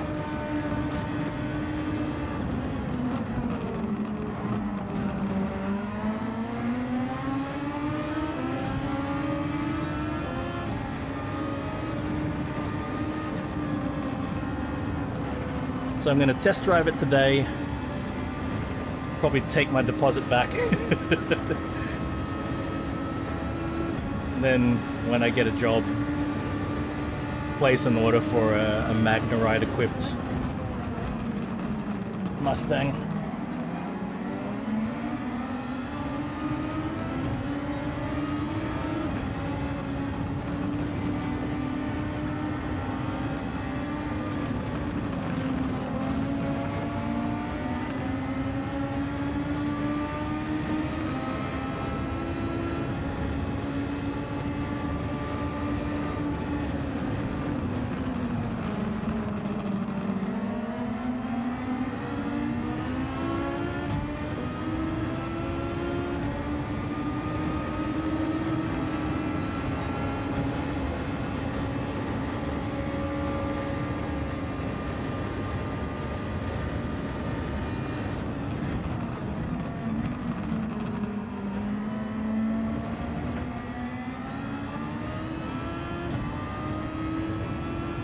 Absolutely nothing.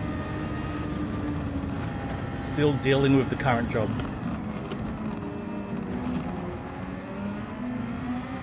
I don't know if I told you, I got extended by a month.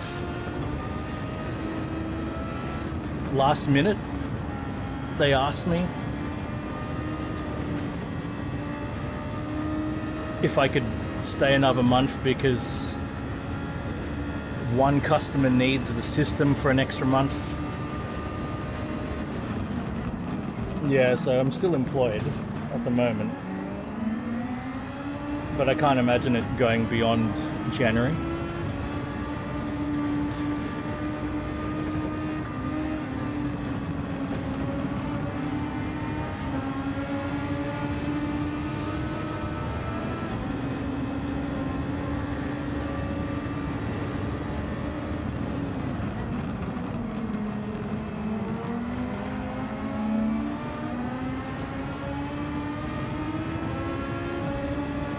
Not about skills anymore, unfortunately, Raven.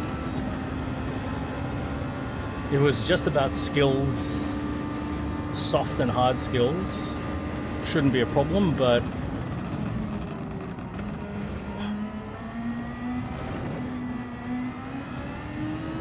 employers are now looking for like a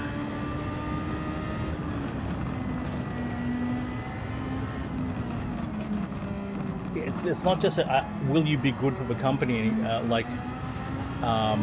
for your capabilities anymore. They're also looking at your so they do an assessment of your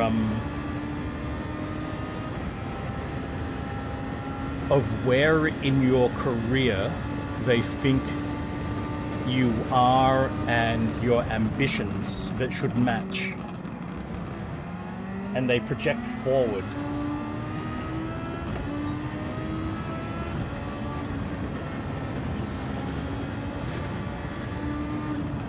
And if they have any concerns about your ambition, or like either position-wise or salary-wise, they'll pass you up for something that's more controllable. That's almost exactly what's happened to me with my current job.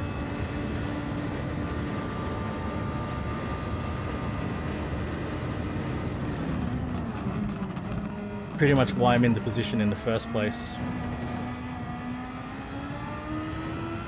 Too senior, basically.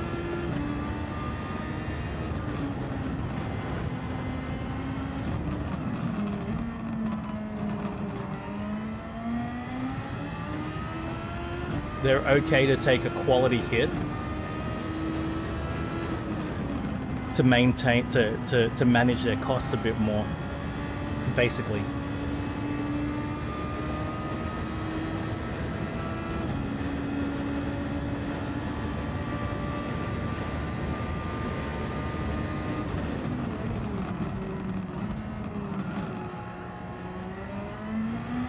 Because basically, you know, they to their investors, to the board of directors and to their investors, they need to show that they're effectively managing costs. The board of directors won't, the board of directors and the investors won't see the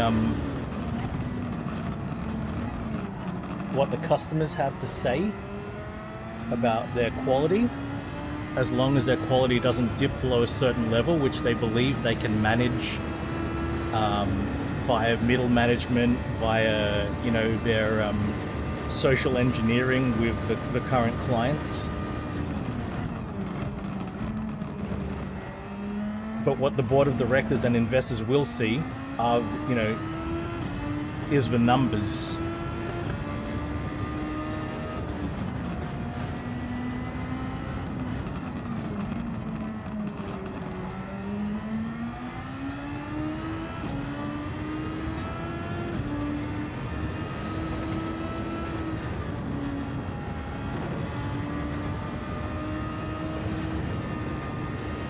So that's the current issue that I have with my current company, and when I go out there,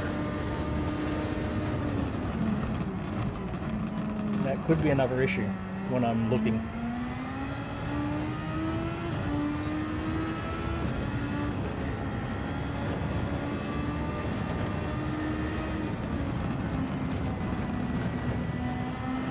But we'll see. Who knows what will happen.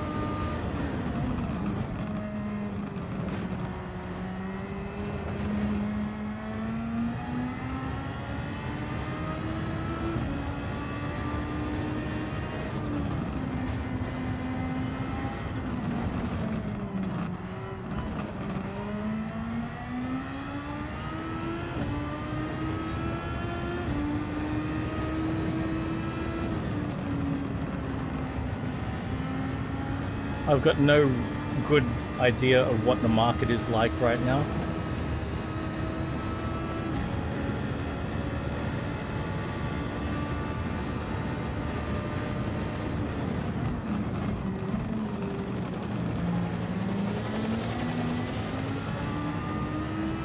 Oh yeah, all of these races are last to first, yeah.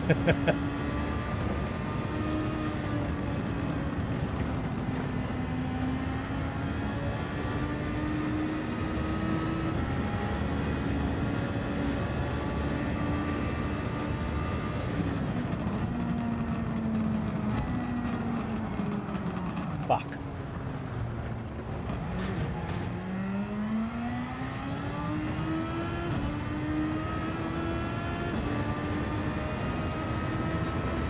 Final lap. Just gotta hold on to it.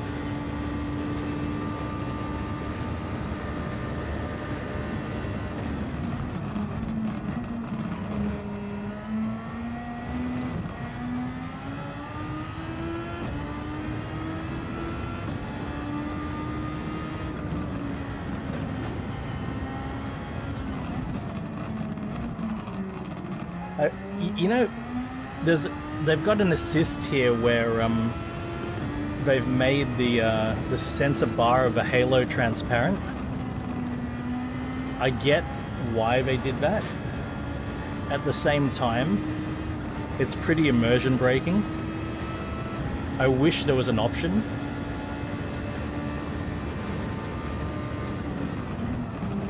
Where you just had to deal with it.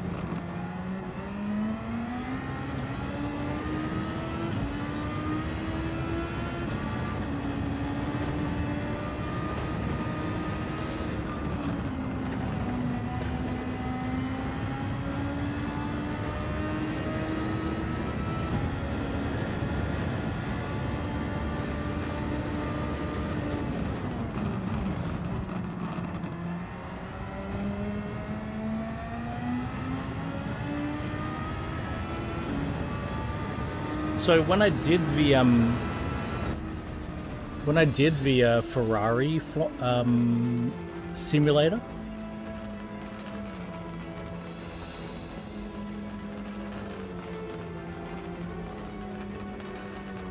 oh yeah, Raven, yeah, you're right about that. You're actually right. I'm stoked that I won that one.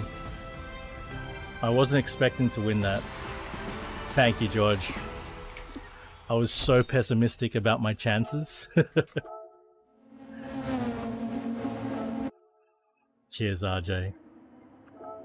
Alright, loot box time, and then we're switching to Forza Motorsport. We gotta get moving. We gotta get absolutely moving. Got only an hour and 40 today. Gotta be a bit quicker today for the test drive's sake.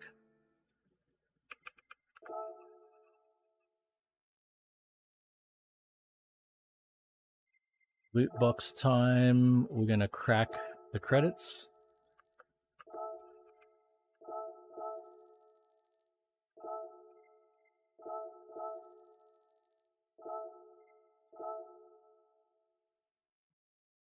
Gotcha. Here we go, here we go, here we go. The single stack money. No, but oh well. 30 grand? 50 grand. 30.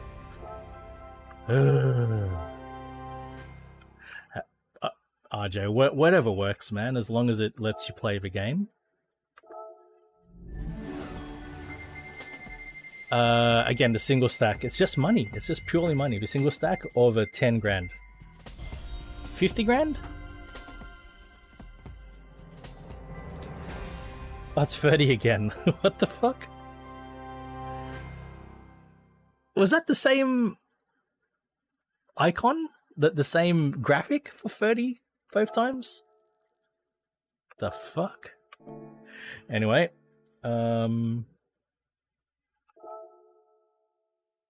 wait, what do I have to do? What's the button? That button.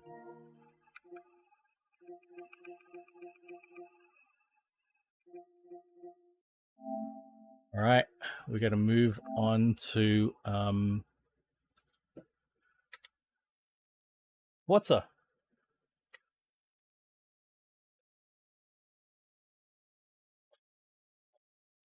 Ow.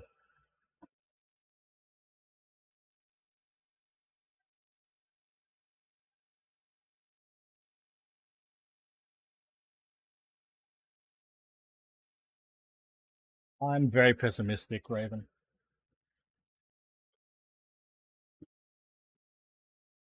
I'm very cynical, very pessimistic.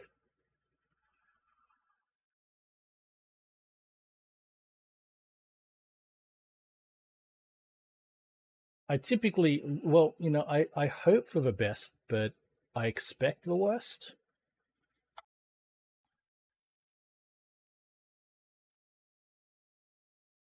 If that makes sense. Always hope things work out, but that's not what my expectation is.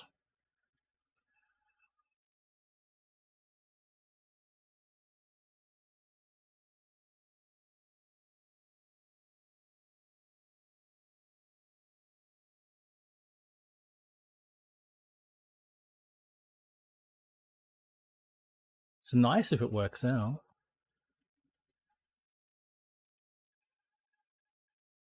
Oh, I can share. I'll show you the video they sent me.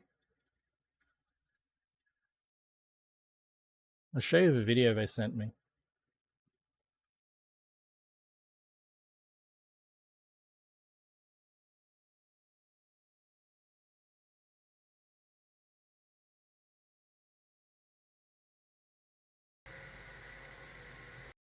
So he sends me this video, right?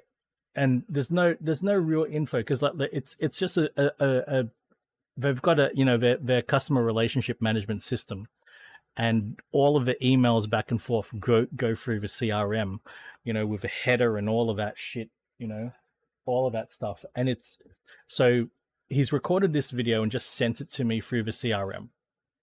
Right. And so I look at it and I see this Grabber Blue S650 Mustang GT with the appearance pack, which gives you the stripes, right? And then I look at it and it's got number plates on it, and I'm like, hang on, this is my car, Grabber Blue with the stripes. Why has it got number plates on it? And so I had to confirm this is not my car. This is the demo car, and I'll take it up with him today. Like as he said, the demo car I can test drive is a different spec. It's exactly the same. Exactly the same spec. Grabber Blue with the stripes and the spoiler.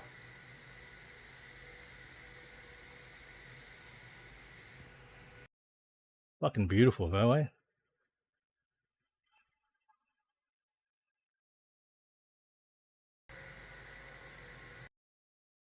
Fucking beautiful.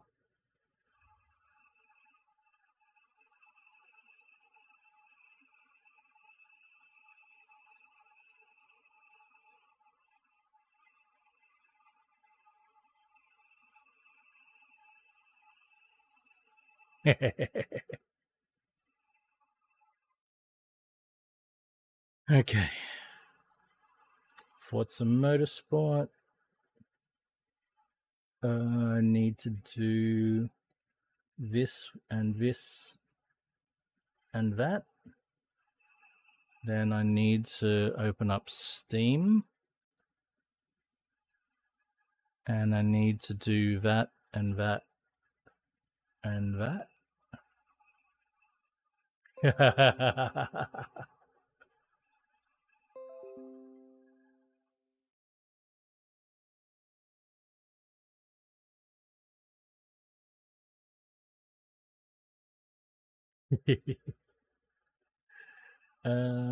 Okay, and then I can get the chat window out to here.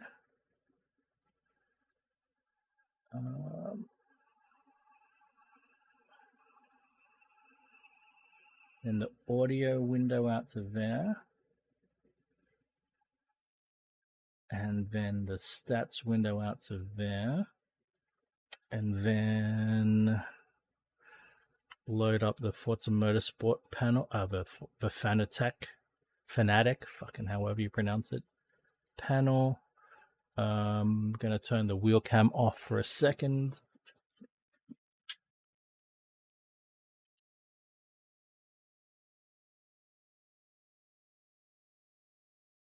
Plug the wheelbase into the PC from the PS5. That back on. Motion rig on.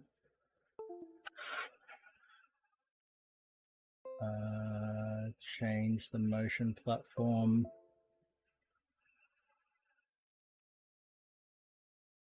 Oh yeah? Whereabouts, Raven? China again?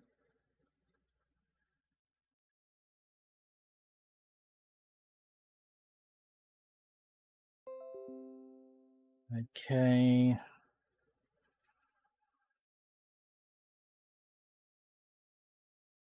Right on.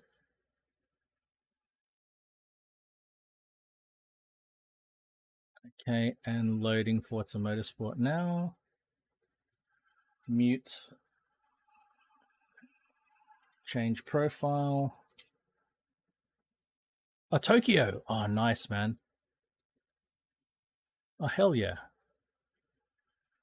I mean, not nice that you need to get the treatment. Sounds expensive, but nice Tokyo. And nice in a way that, yeah, gotcha. And nice that, you know, you've got accessibility to a treatment, but if you need it, you know, that's good.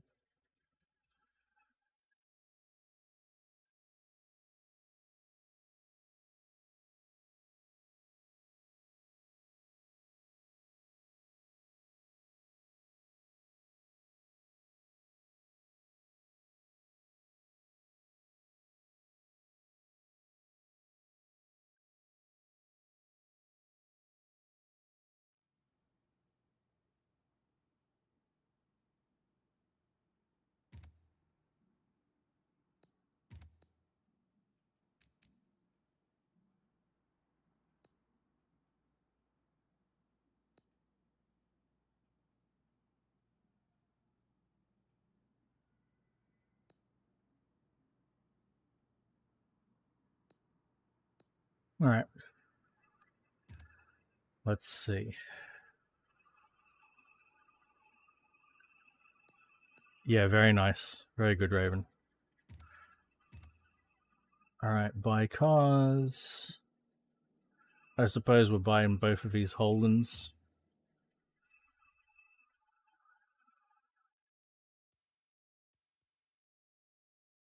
LSA. So heavy. What the fuck is going on with those textures up front? What the fuck?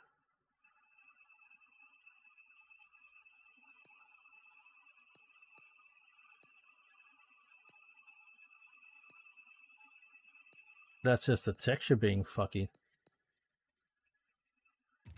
Let's try it.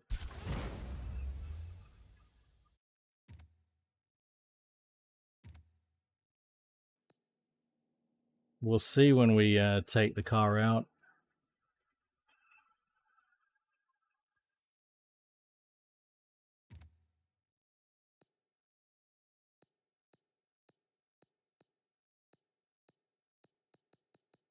We'll buy this one in green.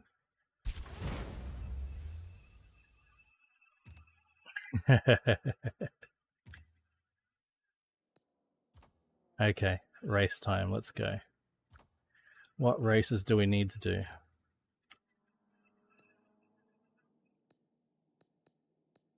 Okay, so Australian Tour.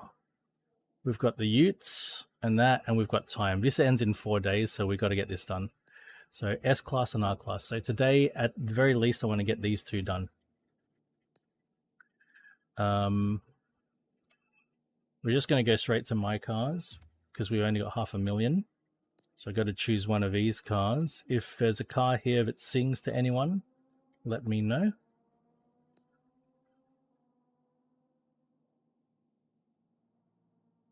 Let's do...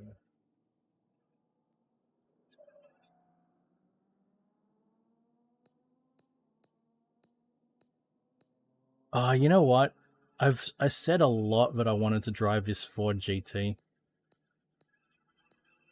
I've said it a lot.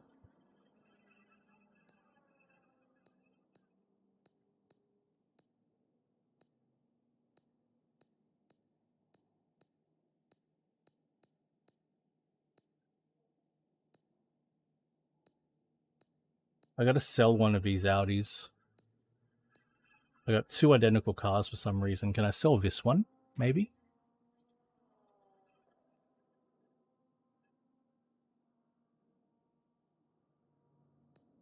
No. Oh, fuck.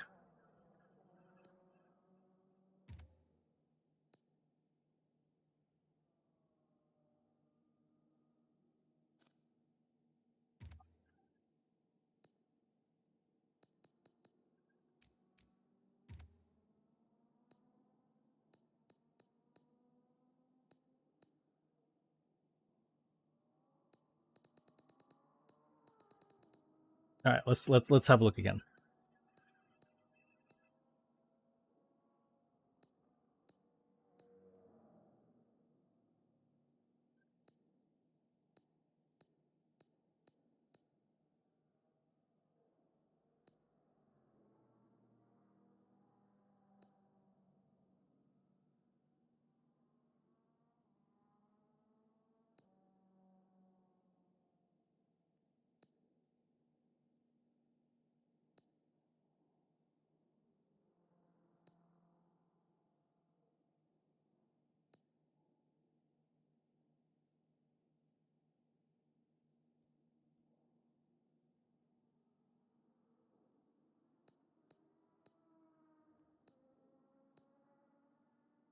That is front-wheel drive. 911 RSR.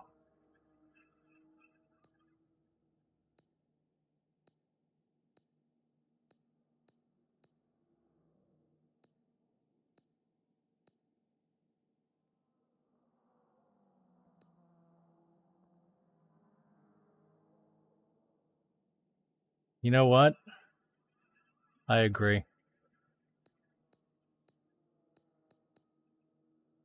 I sort of agree.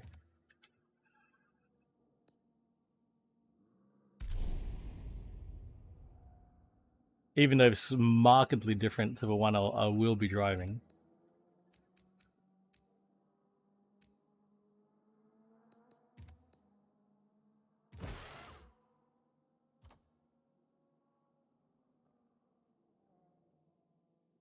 And these things only have... they're not manual, these things.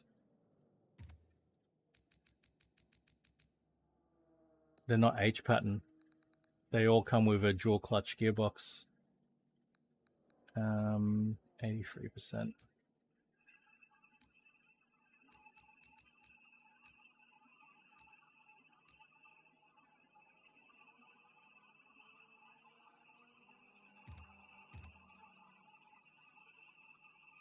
So completely changed my mind at the last minute because of George Russell reminding me that I'm driving a Mustang today, so fuck it.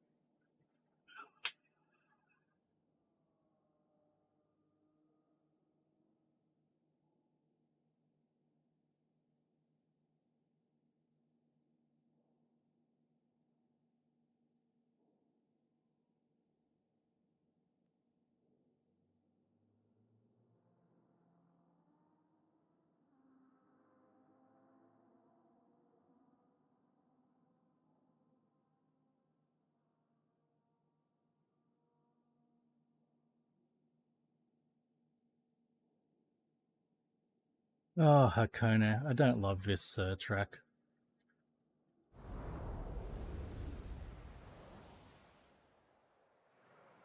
I reckon they designed this for, like I was saying before, it's a bit of a downforcey track.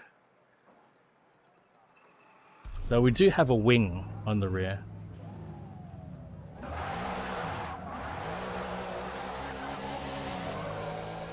It's a GT500, Raven.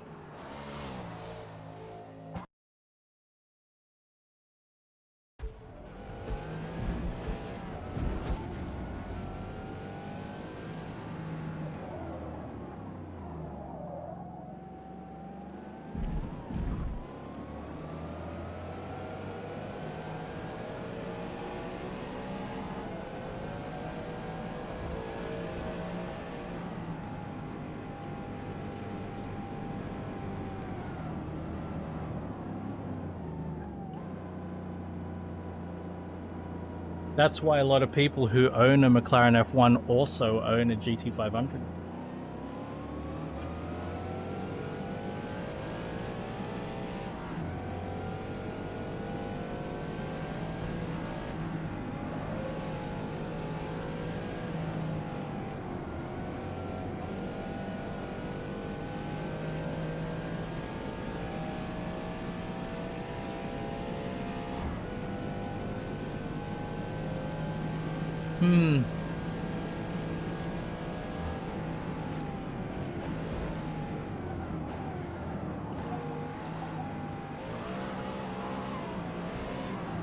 Fucking hell.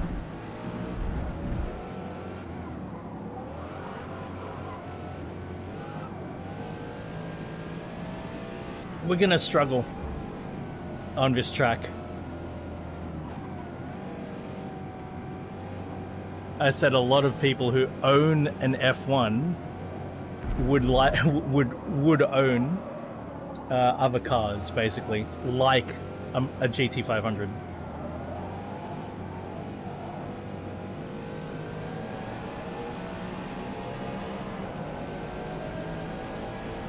Close enough, I agree.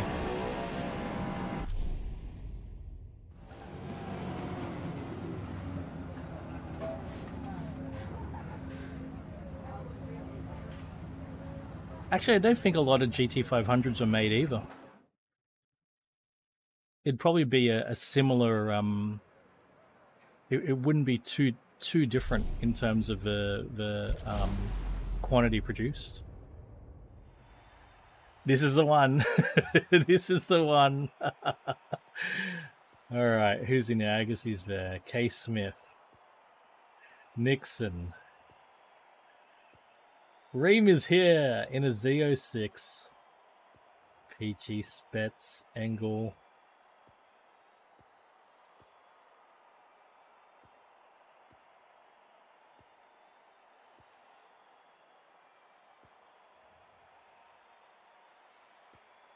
I reckon it'd only be about like 1,000-ish GT500s. I don't know the actual number, but definitely not a volume seller. All right, let's go. Definitely not a volume seller of a GT500.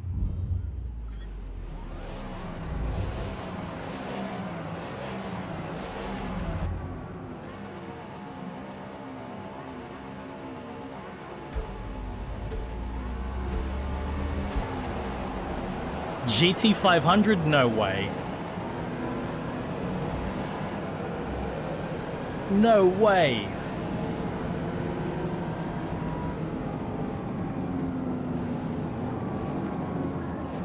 Not the GT500.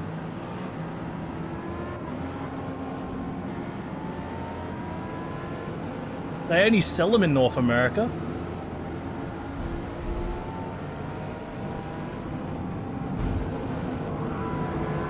That's more like it.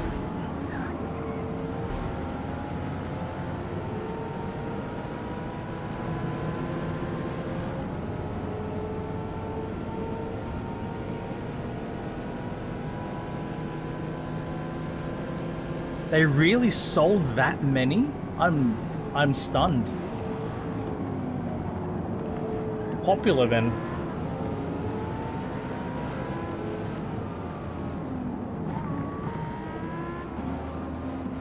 I'm thinking, you know what I'm thinking about? I'm thinking about Shelby Super Snakes, not GT500s.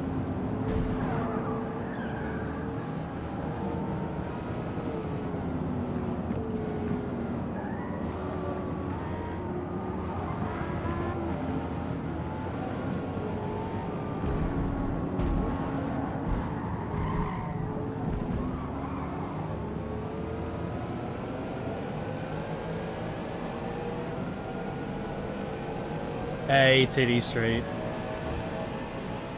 Happy weekend, sir.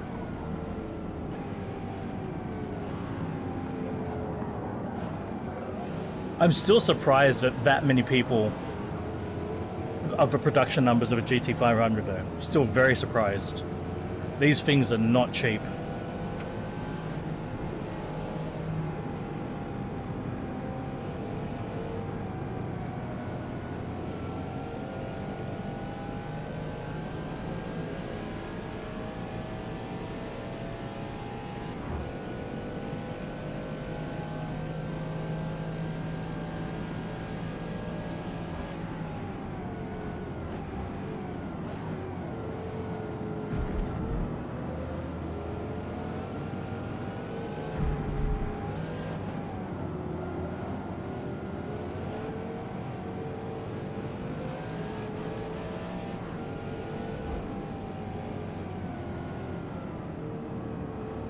No?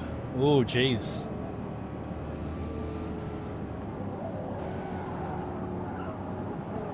Could use a tire upgrade. It's pretty rough with the tires that it's got on it at the moment.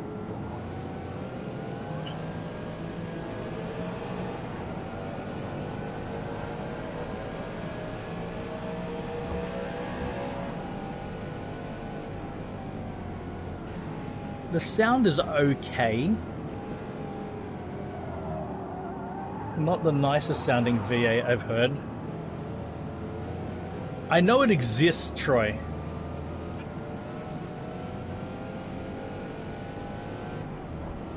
And I do know that Ford made that V10 for the Super Duty Utes. See, that's what I was thinking about, Raven.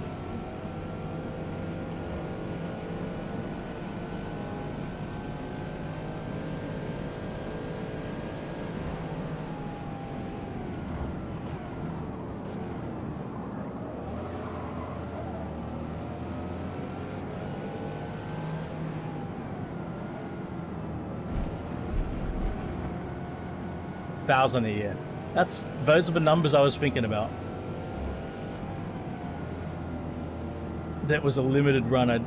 I guess a GT500 might have been an actual production model, not a limited run.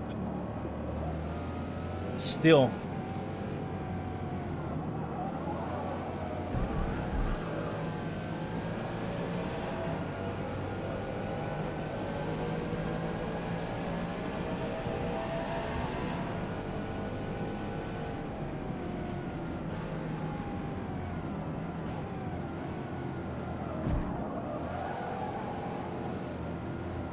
Doesn't matter because we don't get any of the Shelbys in Australia.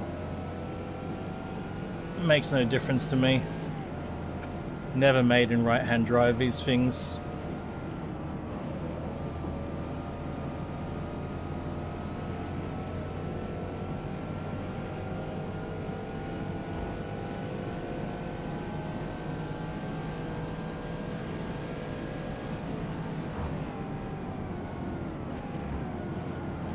Not everyone, but a lot would have, you know, in their collection, you know, because before the time you're buying a McLaren F1, you likely have quite a car collection.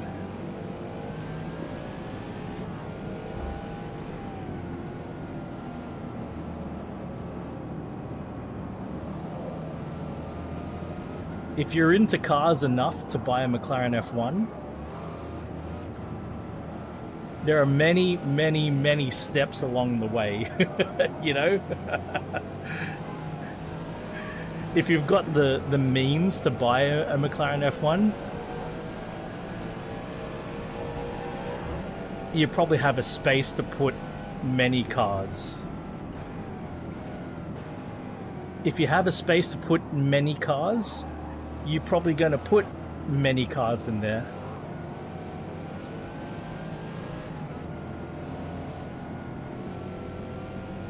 Correct. That's exactly it.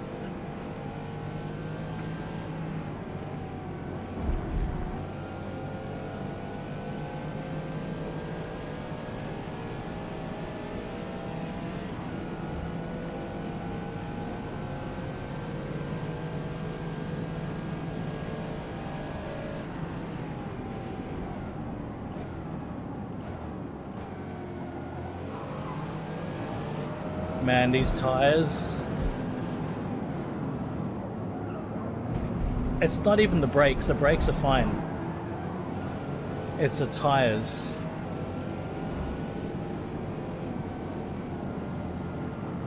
Brakes are great. Suspension is fine, just the tires are not able to.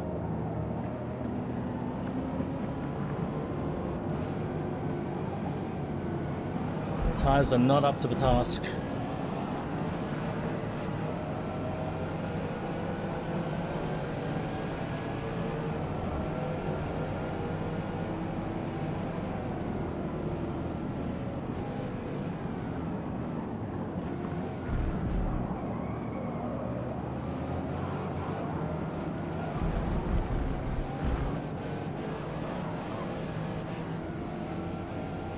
Yeah.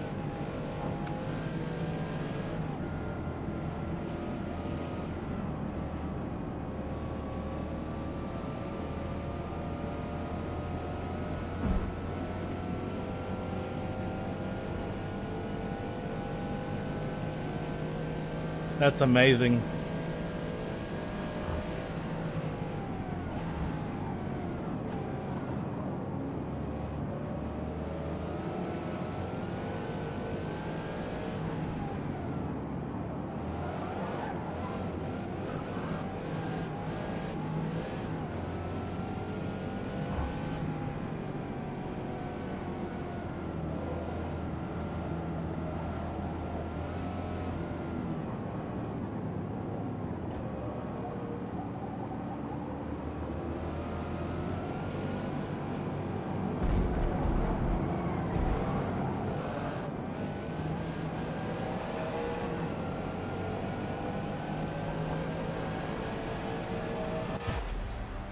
That was rough.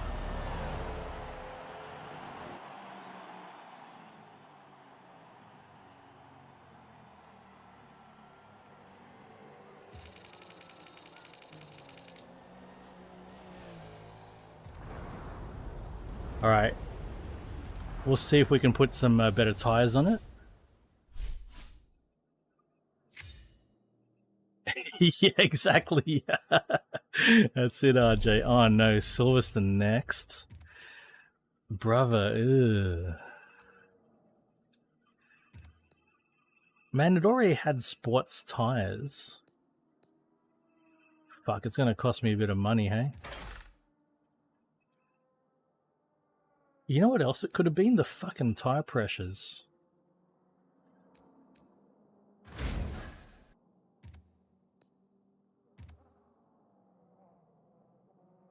I just remembered what this game does with fucking tire pressures, and I did see them. Yeah, let's pull that down. Fucking, and I hate tire pressures being in bar. This doesn't make any sense to me.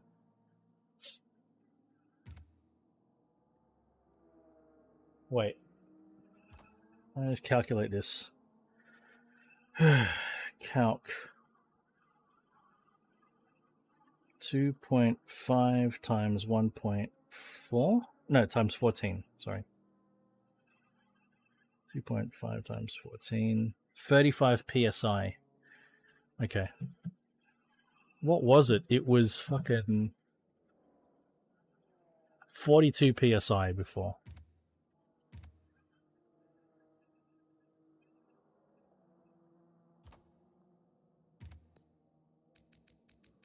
We might actually...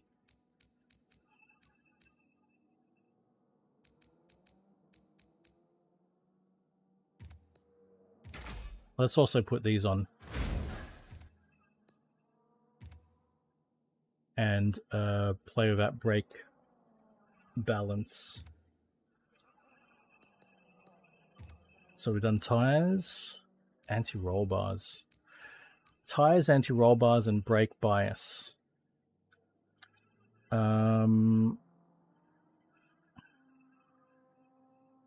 We'll do a test drive. But it'd be good to have the option to play with a brake balance if we need it.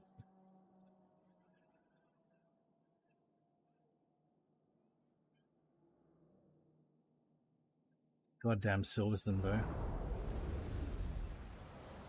Don't love Silverstone.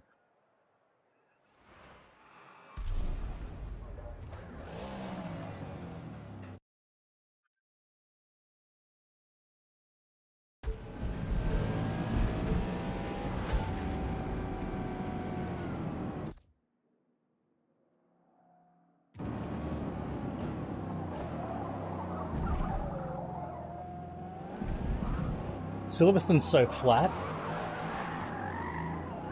Oh my god.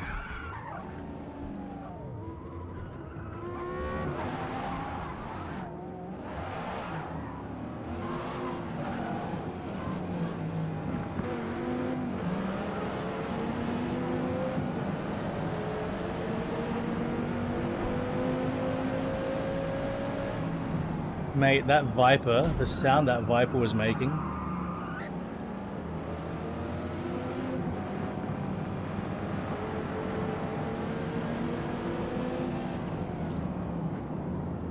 You know what it is? It's my fucking... It's my brakes. I'm not getting enough brake pressure.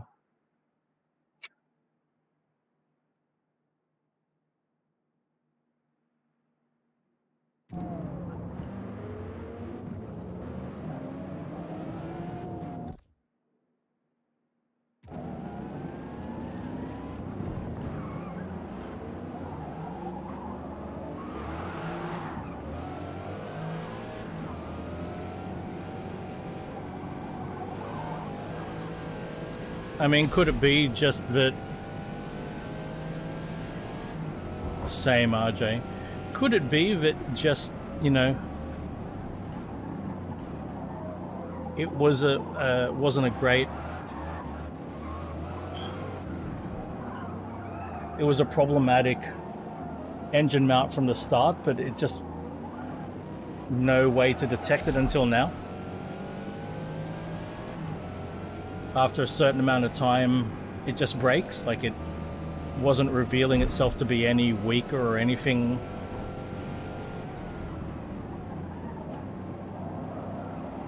For whatever reason.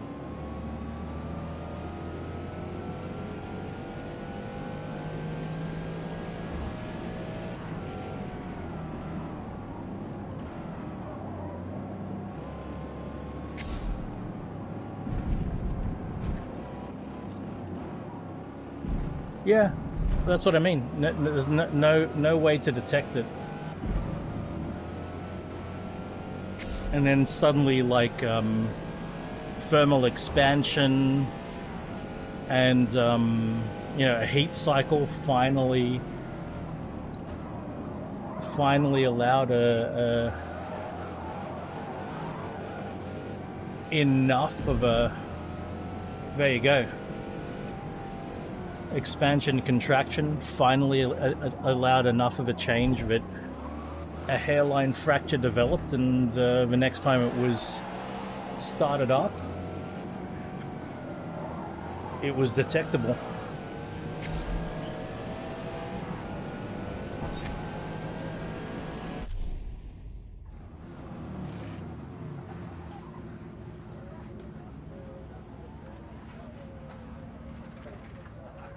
I love this green.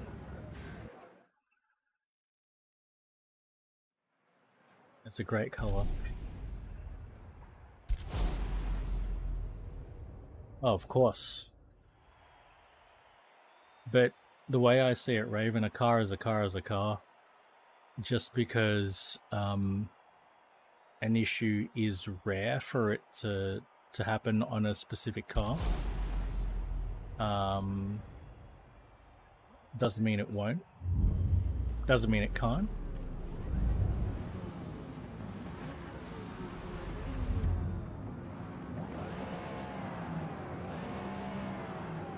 Always sucks, of course.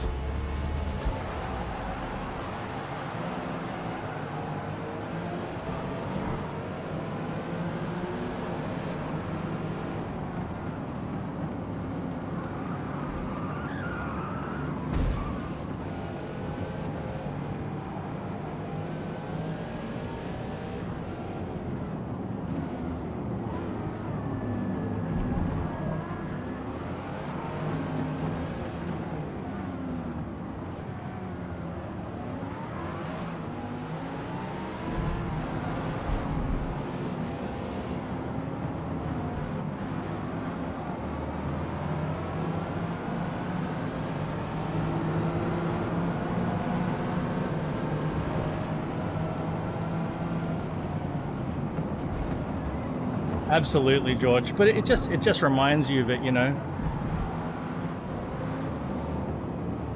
the elements are harsh.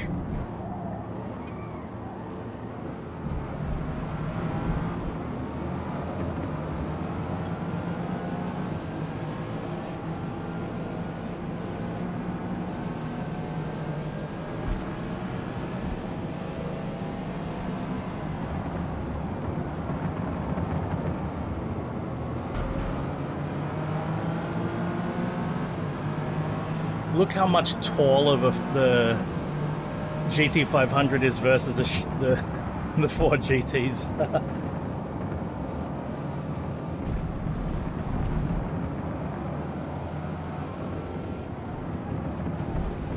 We got power, all right.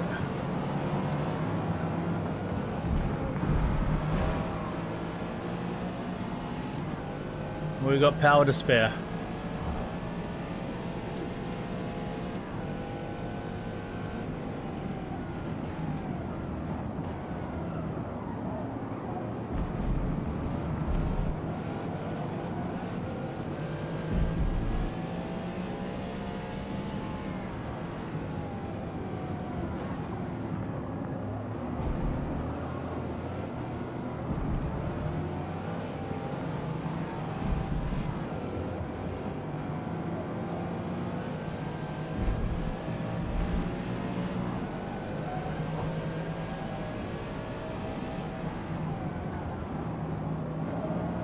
Do you mean this Ford GT, Raven?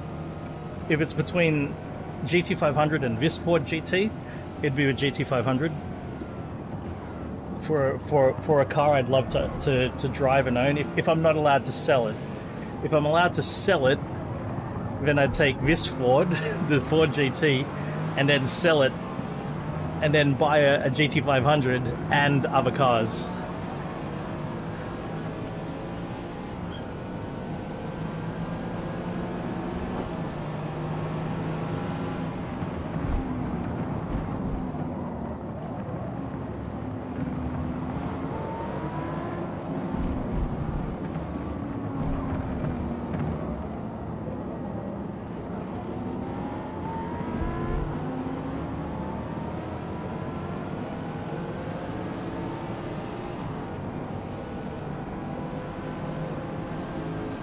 But if it was between this Mustang GT500 and the previous Ford GT, the supercharged one, I'd take the supercharged Ford GT over this Mustang.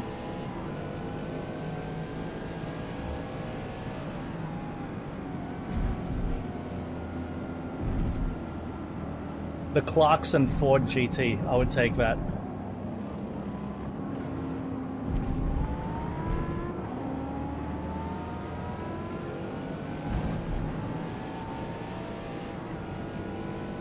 I've never watched. I've seen like clips of those auctions, but I've never watched like the auction, if that makes sense. Like I've seen clips of specific cars.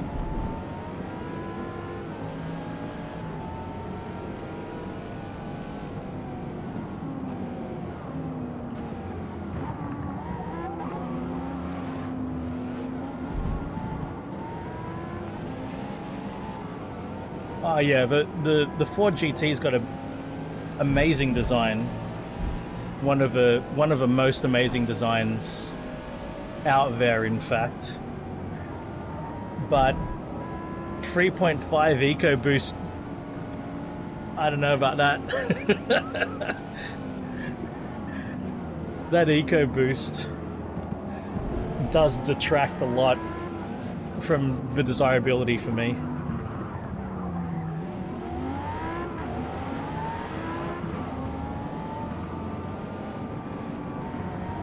Yeah, sure, it's got the performance.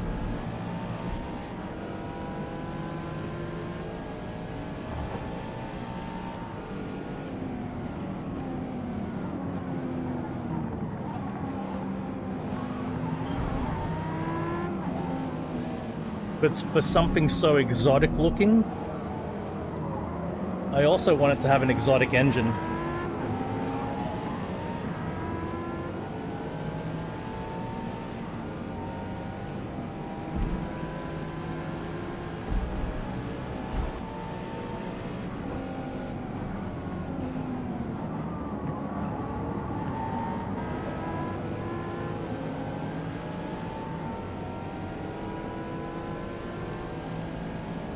Exactly, it's a green car. I'm doing my bit.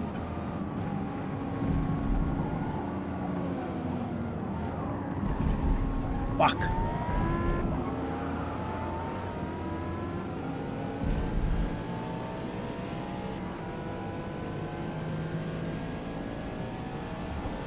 So eco. So eco right now.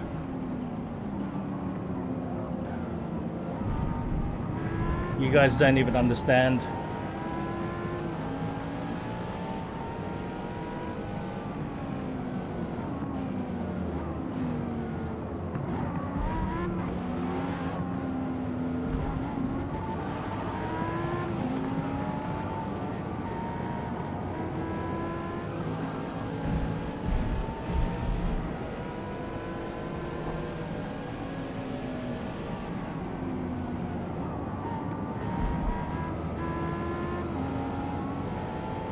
See, even the Rimac Nevera doesn't do anything for me.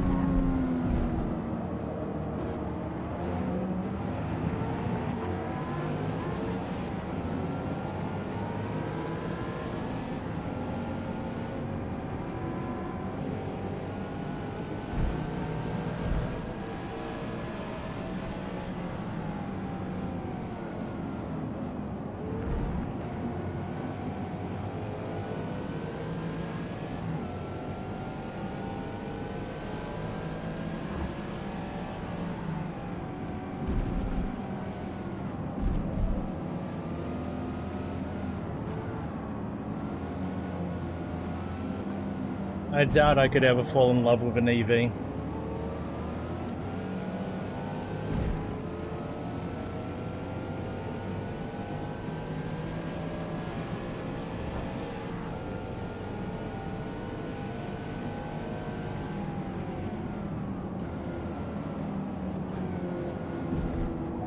I can respect the performance.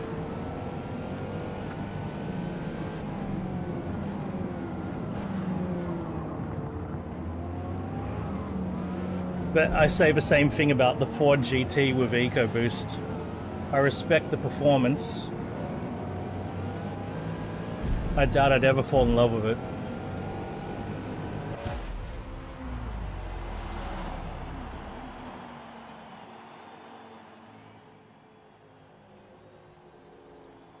I'm happy with 6, actually.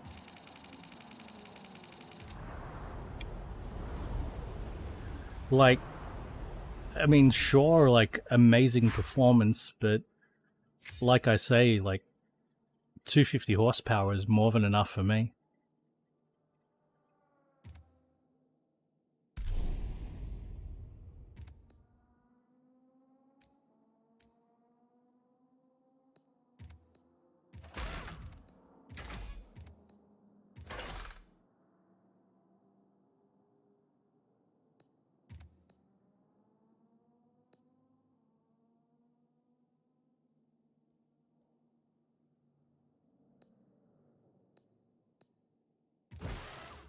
We'll do those mods.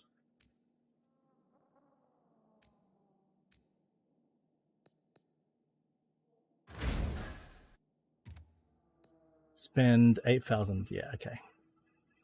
Now at Bathurst. With some, finally with some handling modifications.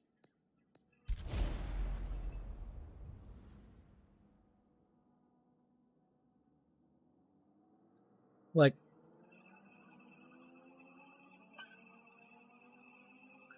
yeah, that's it. So here's the thing, like, on the street, the power I've got in my current car, 250 horsepower, it's absolutely more than enough. I'm not actually looking for more power. More power is nice, but you know, it's in many ways it's negligible to the difference it's going to make to my life, like driving around. More power, more performance, more handling. I don't need it. I've got all the power, all the performance, all the handling I could ever use in what I've got out there, in what I've owned for the last 13 years.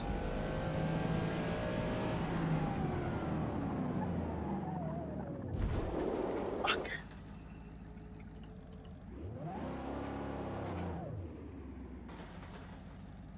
Like, the extra power and performance and handling would mainly be academic. I can't use like more than 70 to 80% of the capabilities of my current car, unless I were to go to track or break the law.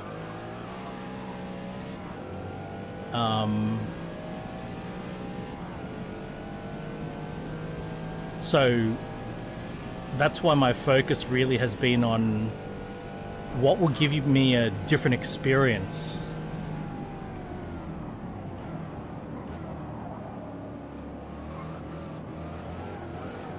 Yeah, don't need the big power. That's why, like, that's exactly it.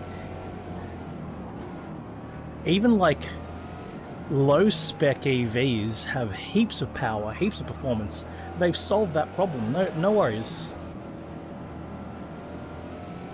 But then again, a $10,000 Australian dollar car will get you all of that performance that you could use, and all of the usable performance that you might need, you know,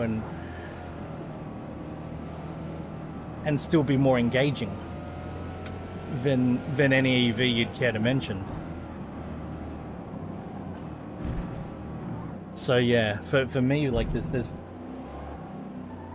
no selling point of an EV that makes it more desirable. At this point, things could be different in the future. I don't know. My needs and requirements and abilities may change to where an EV might be the best fit for me. Who knows? I'm not ruling it out. But right now, it's certainly not the case.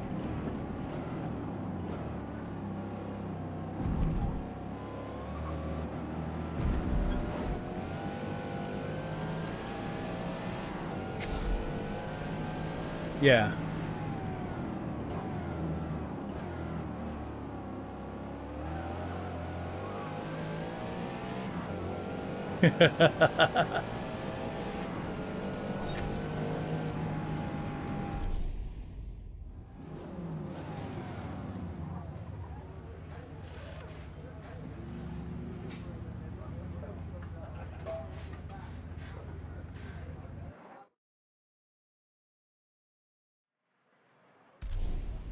How are we doing for time?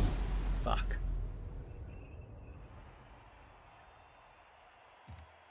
We might not get all the races done.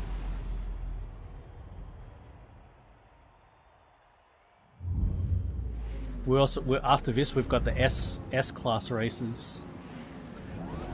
And I think this might not even be the last race. Or maybe, I don't know. Yeah, maybe this is the last race. It's not to say you can't enjoy driving them. Not to say I wouldn't enjoy driving it.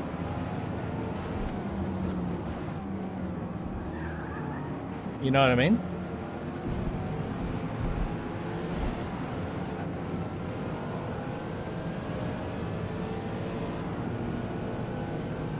As long as it's not my ownership problem, then I'd be happy to drive a Tesla.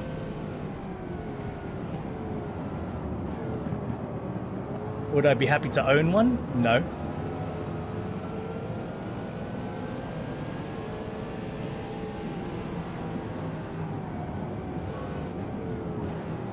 As my only car? Would I want it? No way.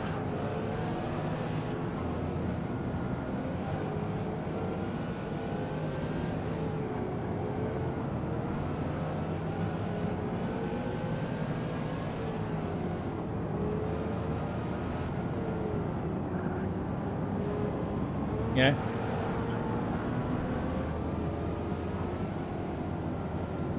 I'm happy to hang out with my friends' children and their wives, but that's about it.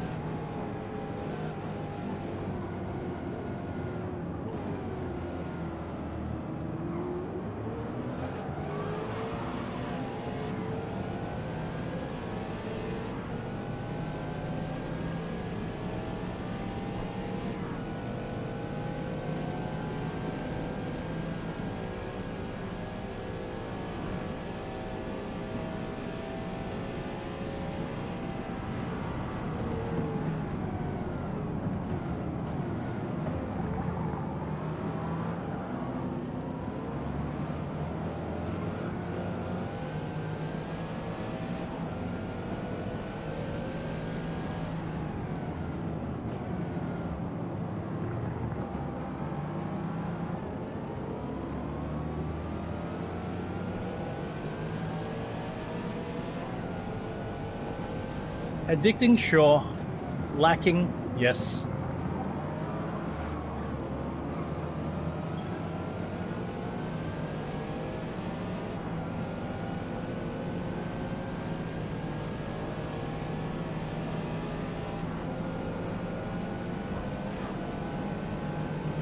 Yeah, I'd have fun.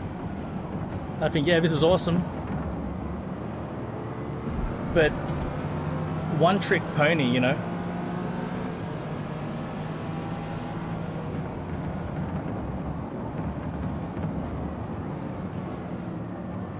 A V8 Mustang,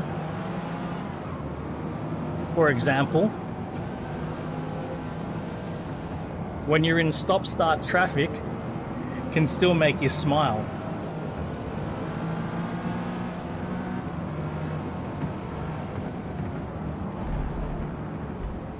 It can still rumble.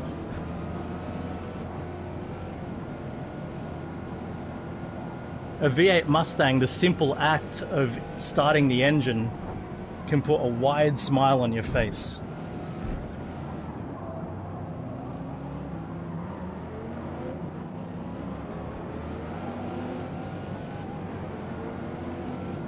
There's no EV in the world that makes you wind the windows down when you reach a tunnel.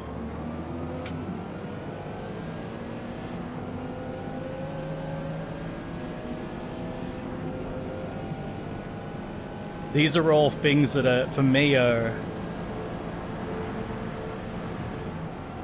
extremely valuable.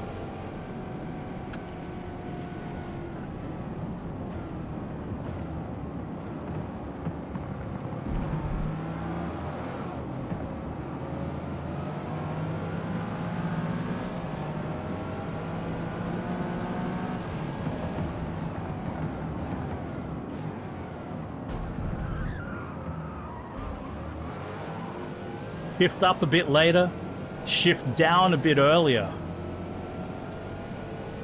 Use one gear lower than you have to.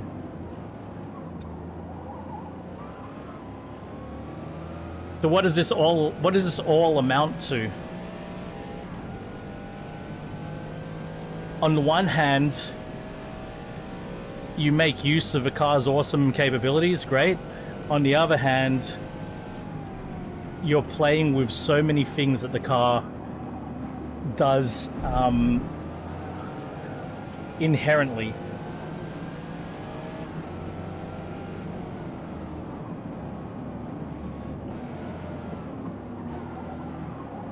So I stepped away from that as well, RJ. You know, I had my R33. It made all the noises. Fuck.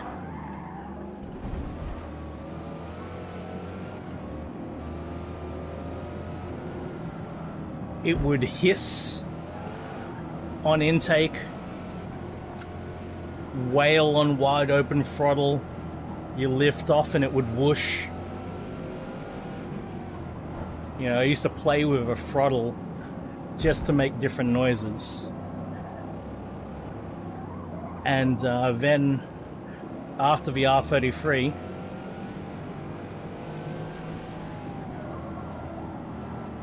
I was like, well, my next car, the R33, my God, did it get so much attention.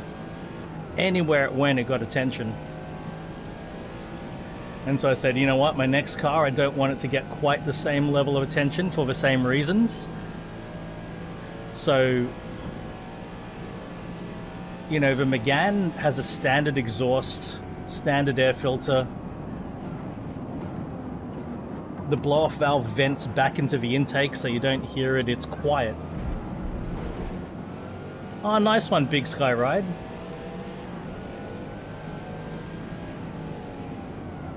Yeah, I'm loving the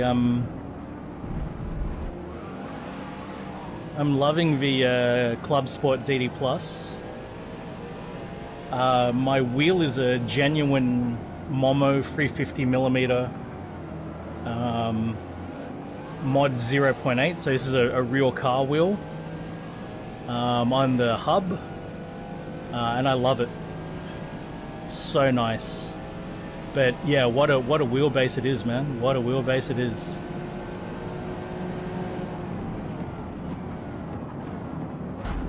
Oh, you bugger.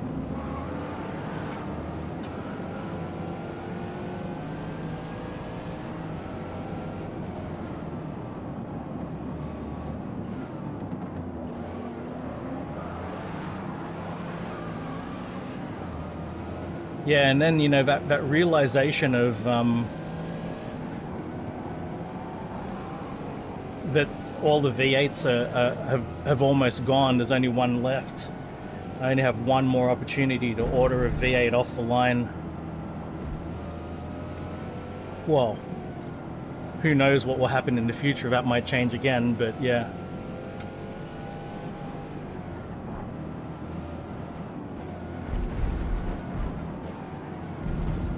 I may have an opportunity again, who knows?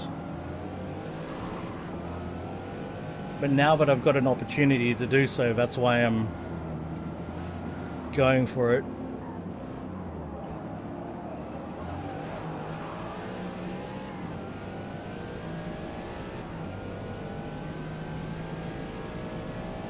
Yeah, exactly, RJ. You got it, man. You got it. If it's if a car you like is an EV, that's fine. That's what you like, 100%.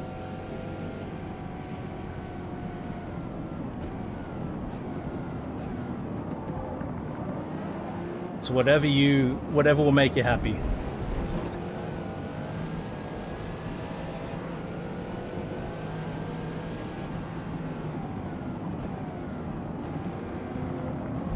Third place it's gonna have to be.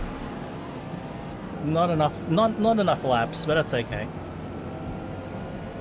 Oh, we gotta move. LP640, hell yeah. All right.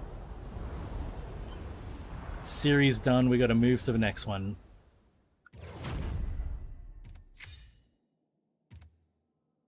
The big issue I have, RJ, is my big requirement is must be V8. That's my issue.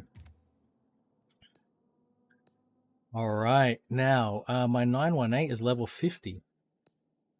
Should I just drive the Gordon Murray T50? Should I drive something else? The Spano, fucking Nismo. What should I drive on this one, guys? R-Class. I've got a Wyra. That's a fucking drift car, isn't it? That would be silly. That would be silly.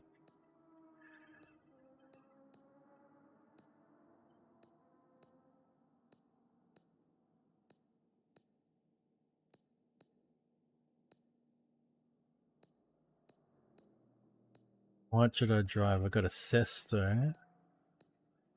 That's the mid-engined RSR as well. See that? That is not your typical rear-engined Sesto. All right, we'll drive a Sesto.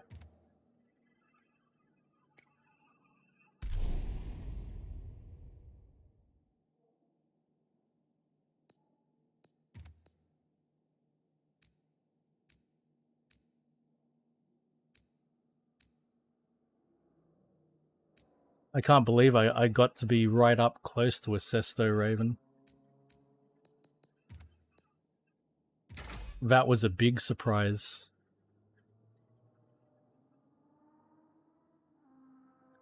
The engine in this is a V10. This is the 5.2 V10. Is it Gallardo based or is it Huracan based? I can't remember.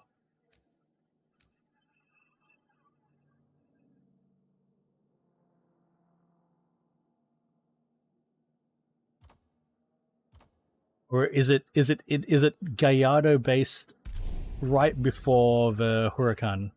Yeah, I think that's what it is. Yeah, Gallardo based, and it pointed in the direction that the Huracan was going to go.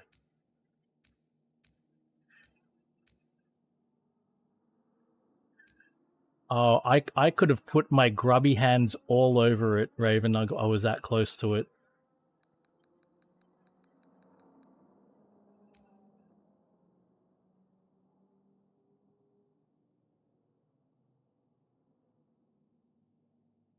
Oh, well, that's a big thing. Yeah, no snow here, RJ. So that's a huge thing, right?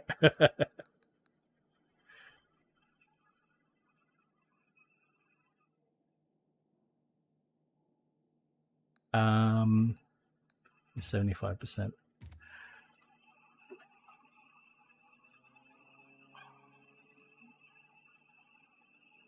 Even though we're running out of time,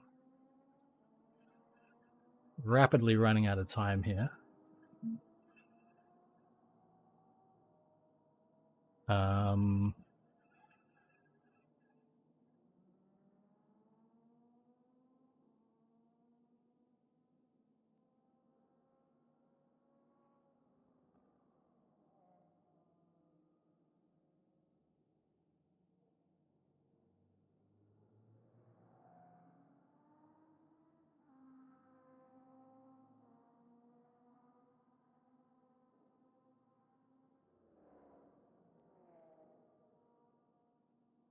These are all my Sesto pics.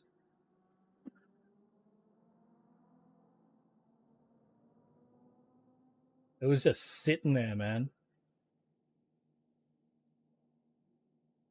Ridiculous. It was just sitting there. And it was tucked away in a corner.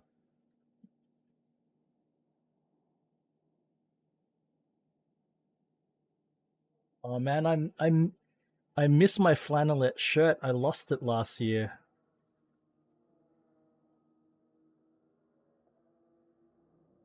This is the most ridiculous thing. Look at it. Look at it. It's not so much a dashboard, but it's a brace. It's a carbon fiber brace. And all the dashboard stuff is in in that instrument binnacle. And you see the exposed carbon fiber on the fucking on the body. Look at that. Just ridiculous.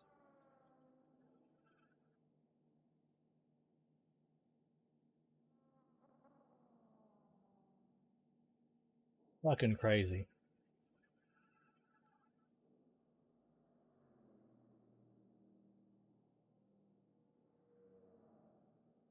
It was right up against the wall.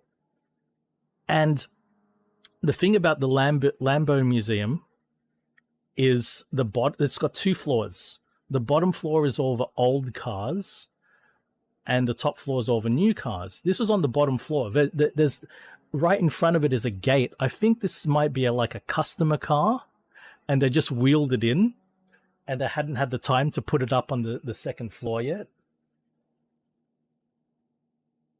Like there's nothing like the bodywork is so minimal. It's only what they had to put. If they didn't have to put bodywork in a spot, they didn't. You know? That's it. It's so crazy, and the differential hanging out back here as well. Craziness. Fucking crazy.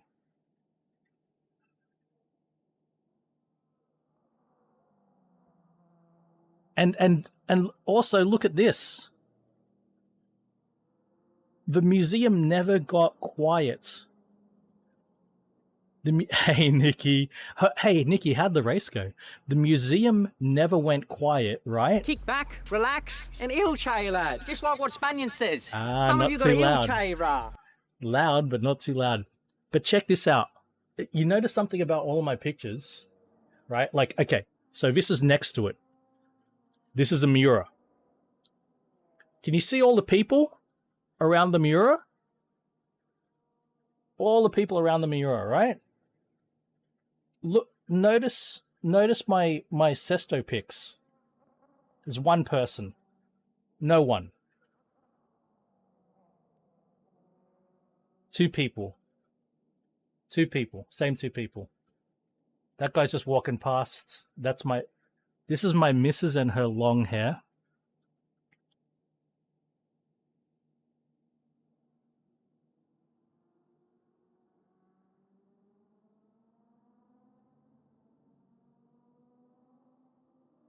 Okay, there's 2 people there.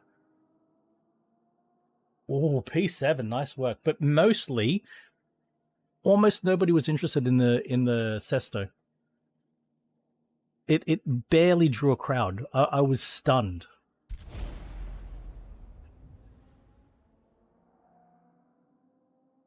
Where I was just like, I was mind blown that the Sesto was there. I was just like, whoa, look at this thing.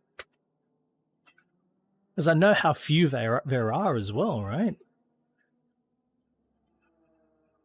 Yeah. My God, So on that trip, yeah, that's what I was showing pics of a Sesto, Nikki. Yeah. Fuck, where is it? Where'd it go? My pics of a Sesto at the Lamborghini Museum. Exposed carbon fiber and all.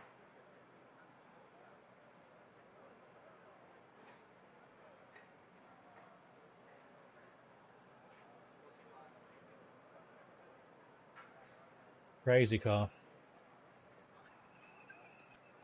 So on my visit, I managed to see Reventon, Veneno, Centenario, Sesto.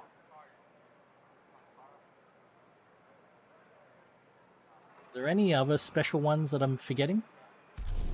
Now we're going to drive it.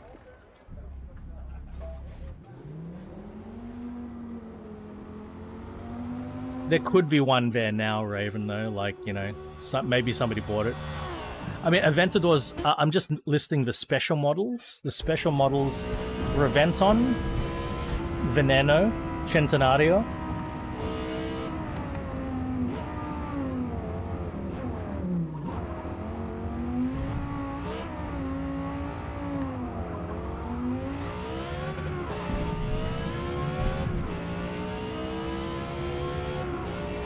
That's a noise.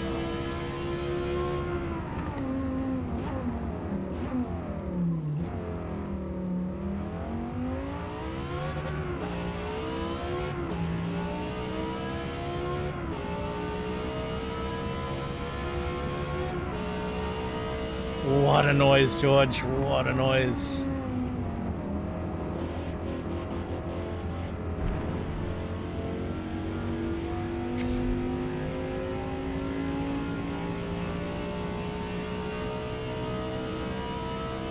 Yes.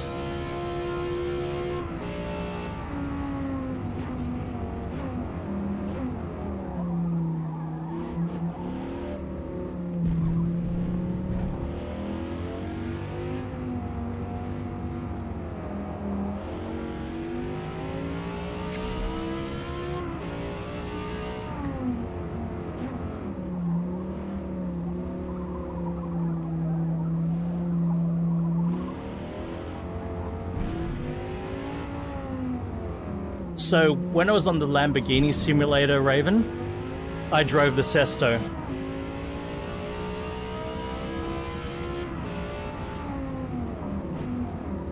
And you know what the comment was when I chose the Sesto? The comment was, are you sure this is the advanced car? And I was like, yeah, don't worry, it's okay. I drove it at Laguna Seca.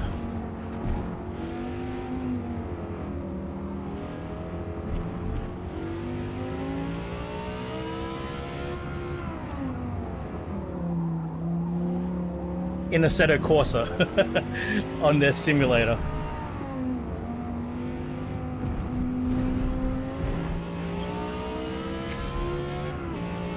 Yeah, for sure, Raven.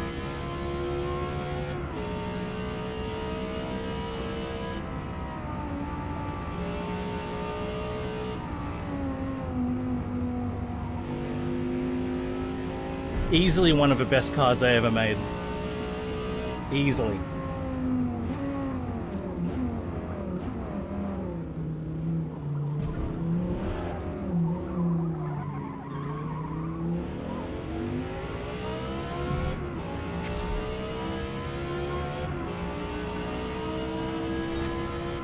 Had a fucking bug on me.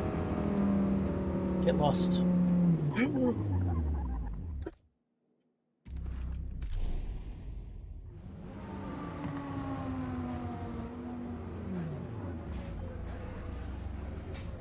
I wonder if that was Lamborghini's own, the Lambo owned one or not, or if it was a customer car. Because there was a customer car on display, and that happens a lot. Let me find that customer car. You can find this car on YouTube. This one. You can find Harry Metcalf, who does Harry's Garage. He drives this LP400 Countach, and the remarkable thing about this is the first gen Countach doesn't have the wing. The tires are a lot narrower than the later ones. You can tell this is used. Look, there's tire wear here. You can tell this is street driven, right? It's a customer car. It just gets stored at the museum when he's not using it. So the tread is worse on this side than this side. These looks like new tires on this side. I think it's even got, yeah. Look, it's got the vent mark, the vent things there. Whereas on this side, it's worn. But yeah, you'll see that car on YouTube reviews and stuff. And then at the Ferrari Museum, there was a 250 GTO there that had paint chip, like stone chips in the paint. You can tell it gets used all the time. Cyrus is here.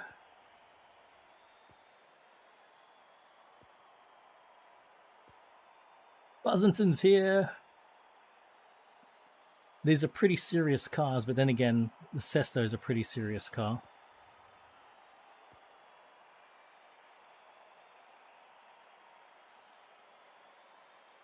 Yes, however, number one, it was in 2019. Number two, sometimes the company-owned one is in the workshop, and they also have a customer one at the factory, and the customer, the factory-owned the factory-owned ones will not be on display, and the customer will agree to have their car on display. So, yeah, I think it's highly likely it was a Lambo-owned one, but there's no way to know. Rev's here in a Veyron. Look at Rev's suit. That just screams Rev to me. Right, this might be the last race. We'll see. Or maybe we'll get one more. I get one more in. Let's see how we go.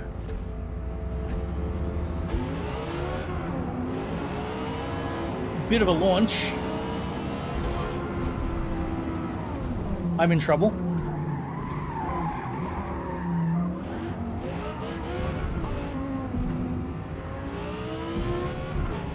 Don't you give me a penalty. Yes.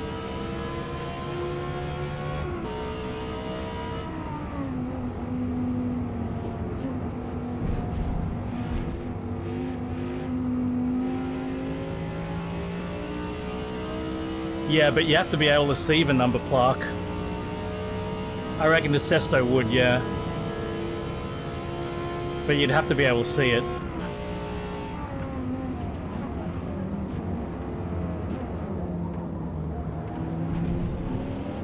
That's the spirit, George. Hell yeah, man.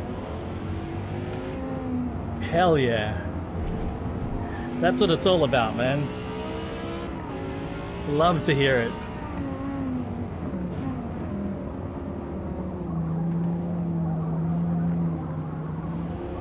I did take a pic of the interior, Daniel, so let's have a look at that after the race.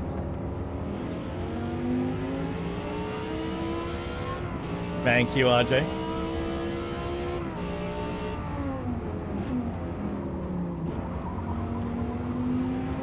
Oh, you dirty McLaren Senna.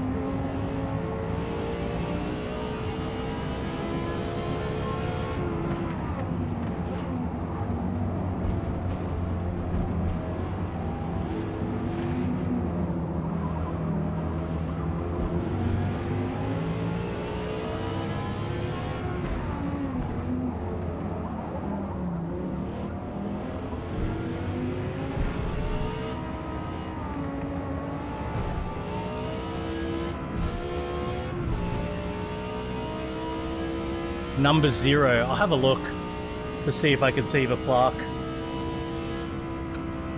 Probably not.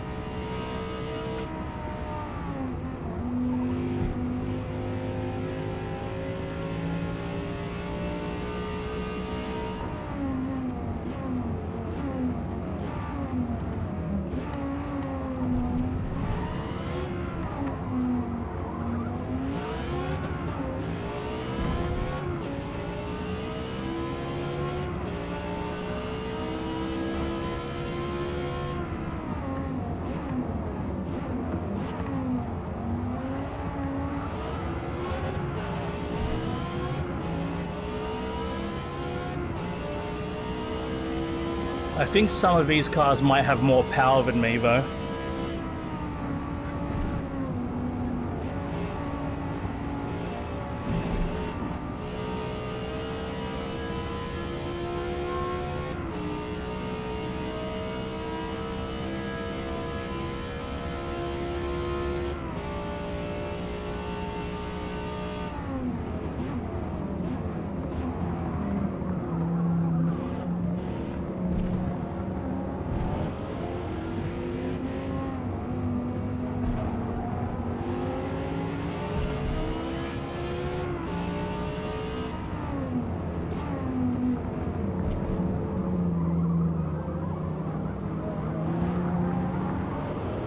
They might have more downforce than me too.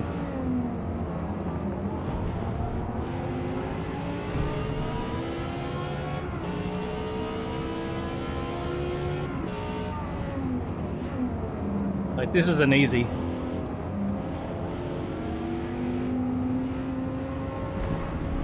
And it's Spa. Goddamn Spa.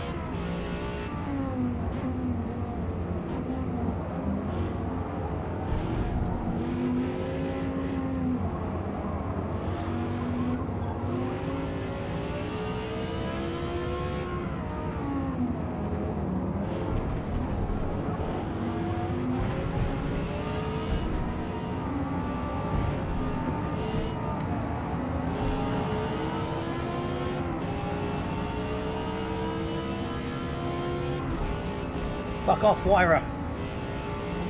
Or Zonda. I think there's a Zonda Cinque.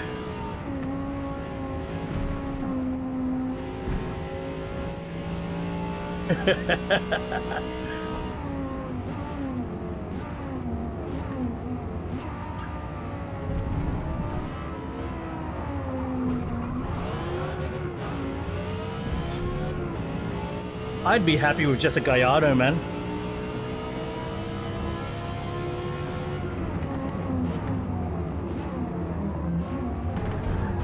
You know the awesome thing about the Gallardo? You get Gallardo with a H pattern. That also makes them valuable. The H pattern ones are actually worth more than the dual clutch ones in Australia.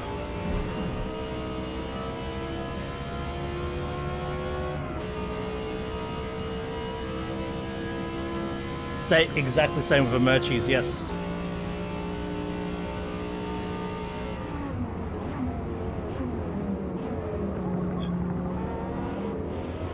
Oh, that's a two T50s? Listen to them.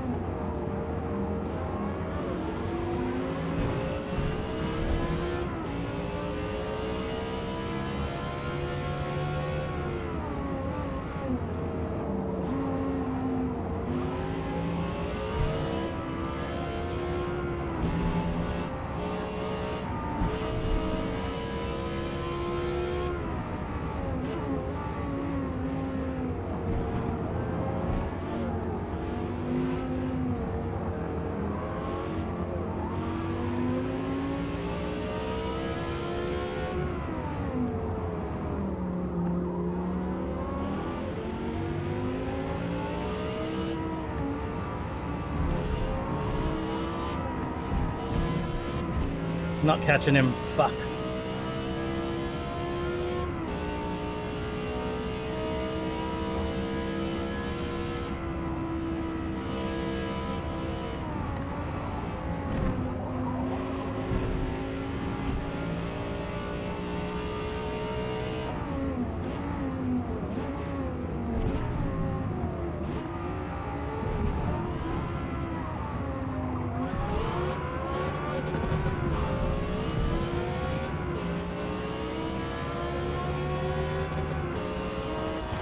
Damn it. I was on his fucking tail. I'm nearly... Oh my god, man. Cheers, RJ.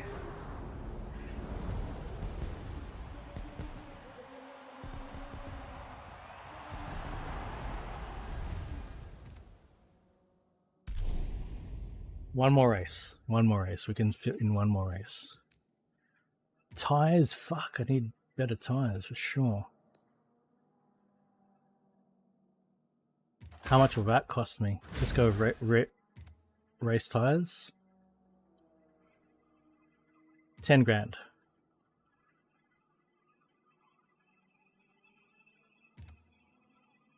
I wonder how rare they were. It's going to be a hot summer's day, RJ.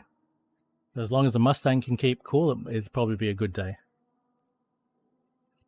So I'm not going to take it on much of a blast.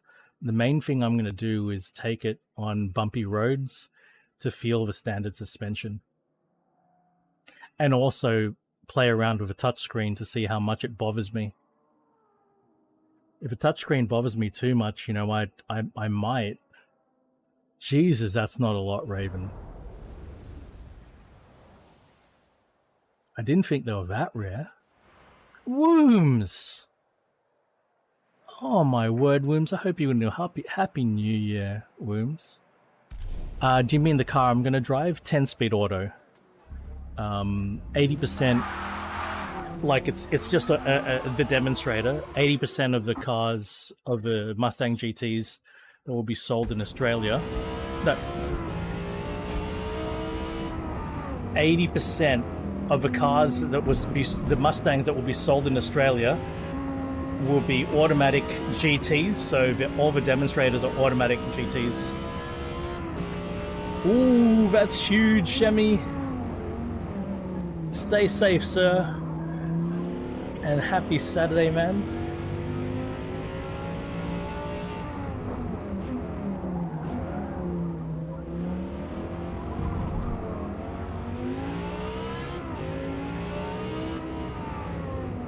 I didn't realize it was that few. 45 Roadsters. What about the coupes? How many worldwide? I didn't realize numbers were that low.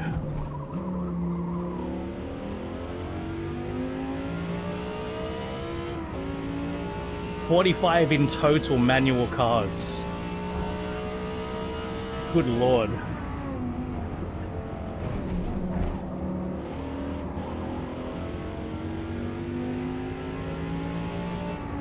Yeah, that would be rough, Shemi.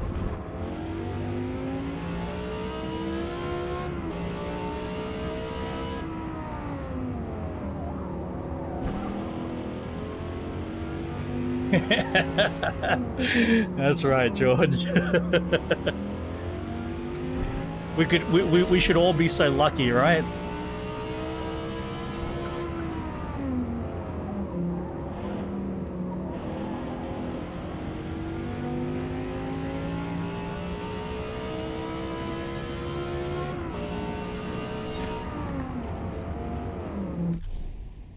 All right, we hit the target time. This will definitely be the last race, so I've only got 10 minutes or so. 88. That is not a lot, Raven. That is not a lot. You might be better off trying to do the conversion yourself. If that's the case. Could be cheaper. Could be cheaper to find somebody to convert it to manual for you. You know what I mean? If you could get a high mileage Murcielago,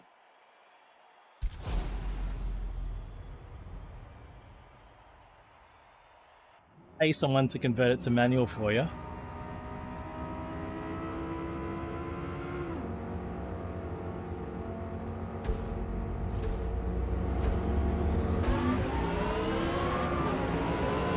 Go Sesto!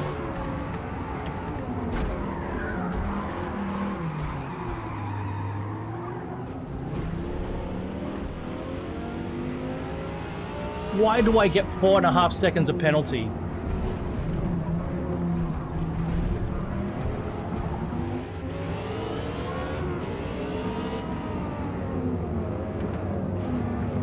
What did I do that was worth 4.5 seconds of penalty there? Come on.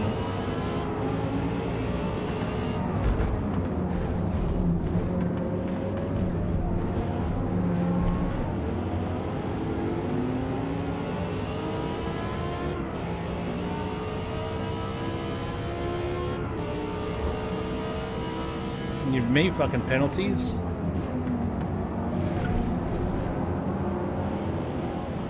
You know it, Wooms, you know it.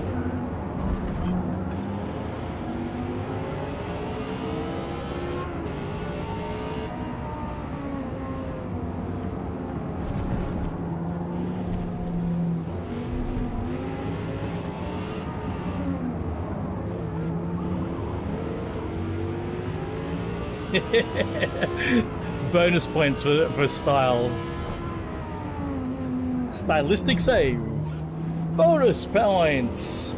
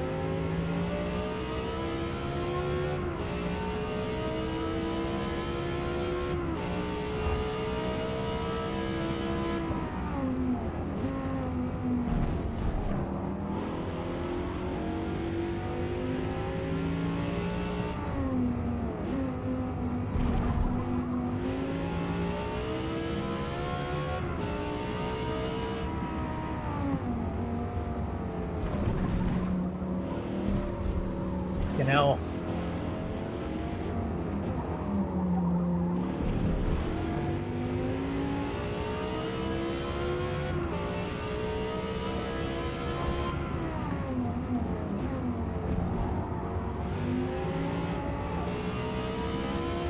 I think to compete in this class, I need to put higher... Yes, the missus is coming, yes. I need to put higher downforce wings on the front and the rear.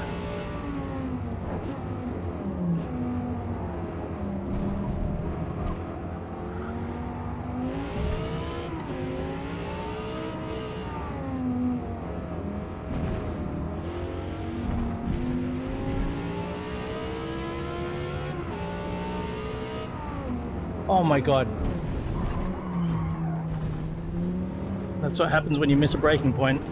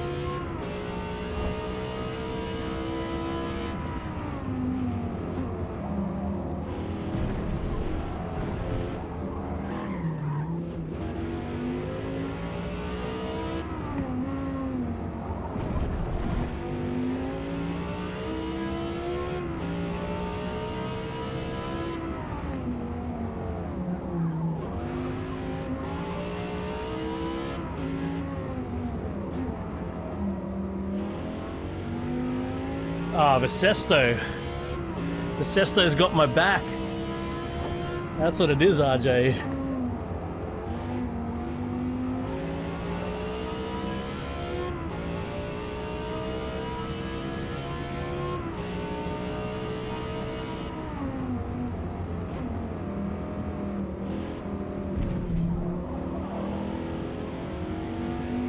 Yeah.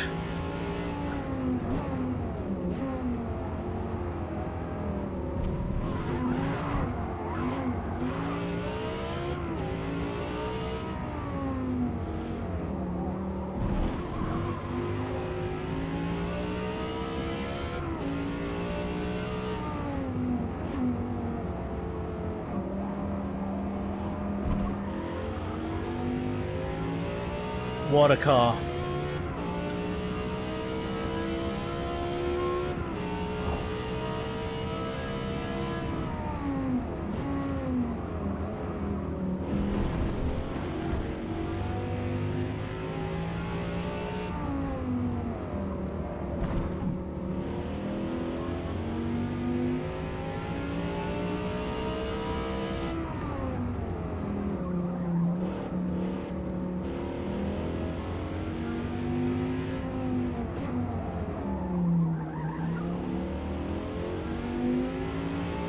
Yeah, we need downforce to compete.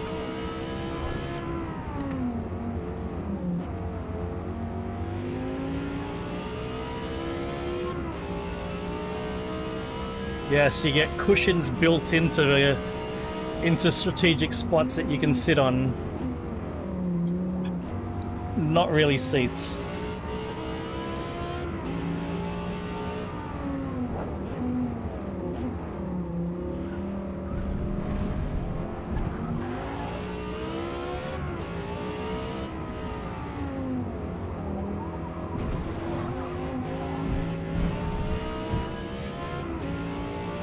Exactly.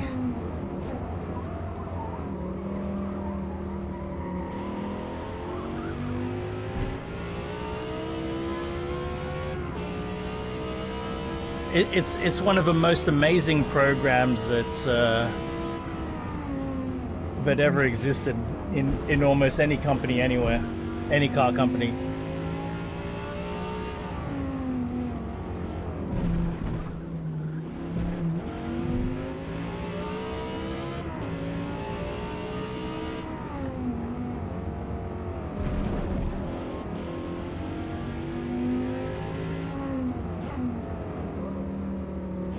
Need some downforce and maybe brake bias change.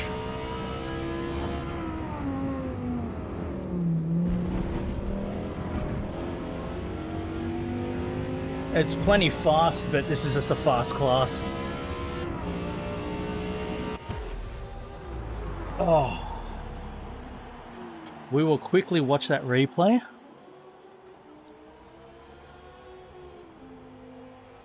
RJ. We'll quickly watch a replay for the slides. Slide on lap 1, slide on lap 4. Oh,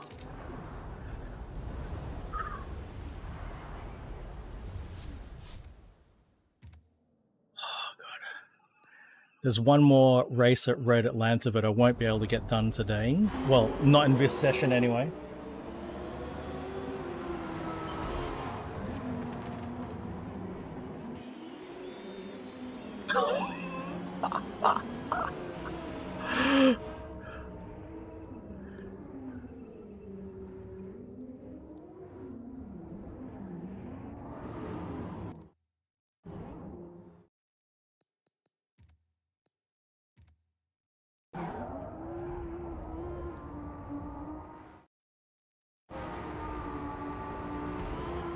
So this is my fault for getting fucking rear-ended like that.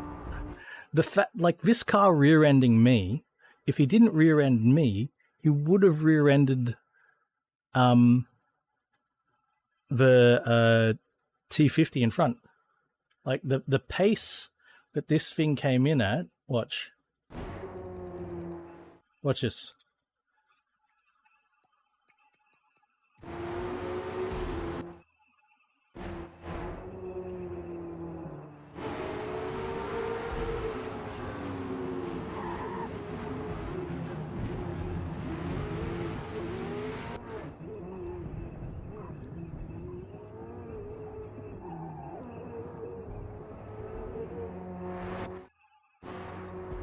So let's look what happened to my Sesto.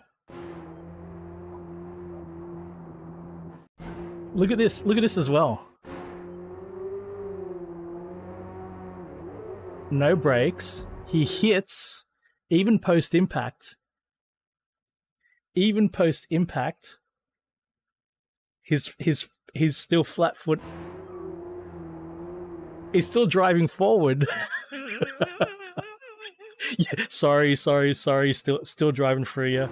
Still driving for you. Now the brakes come on. Now the brakes come on.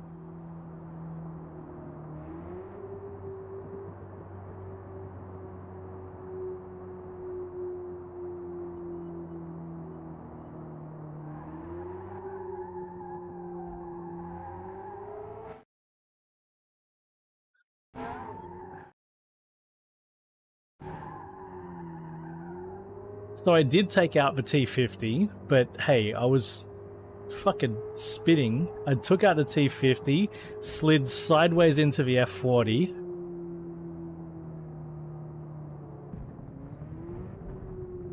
And look at this drift. Look at this drift.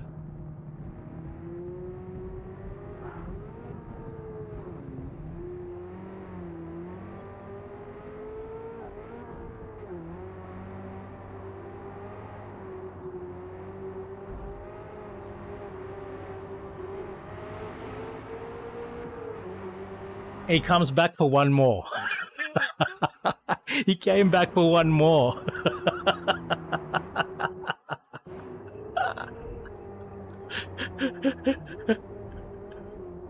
It wasn't enough. He was like, hey, you again?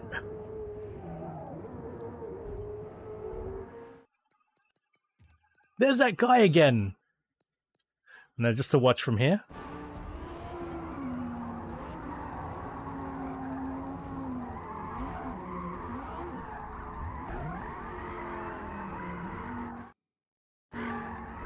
And I was getting pushed by the, what is this? Whatever car this is, Wyra. No, Zonda.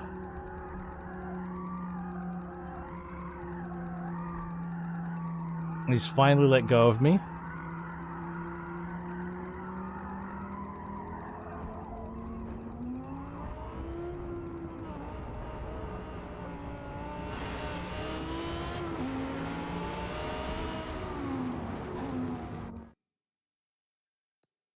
All right, and then lap 4.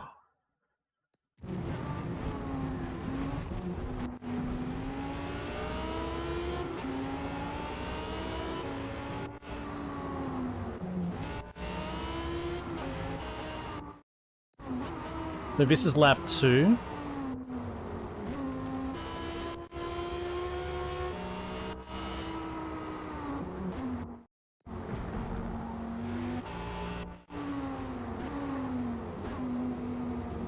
We're on lap 3 now.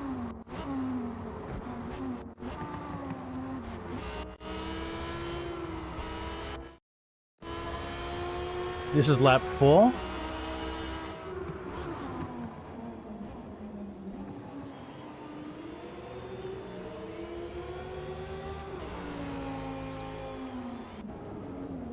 What a sound.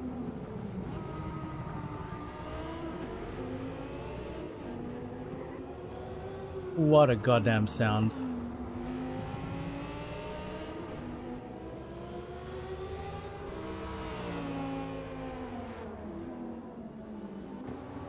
And I think it's coming up through here.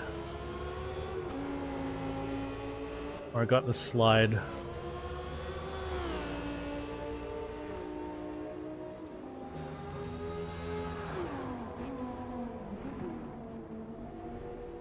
Yeah? Was it that it? That wasn't it, was it? Was a bit of a slide. Was it lap 5?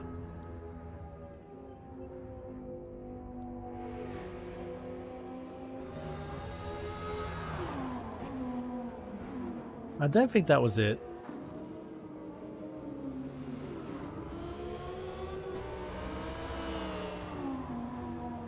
Like, I got on the dirt.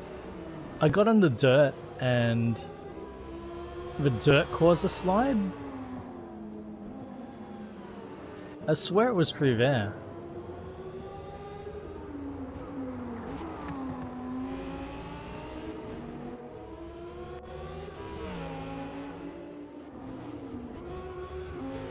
I'll look at the next lap. Maybe that was one lap too early. It definitely wasn't on the last lap.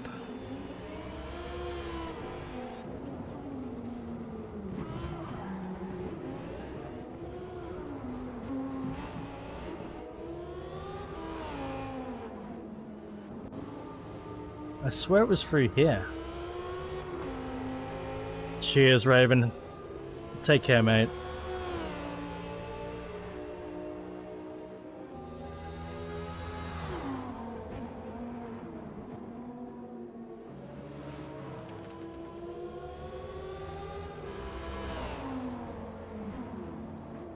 I don't know where it was.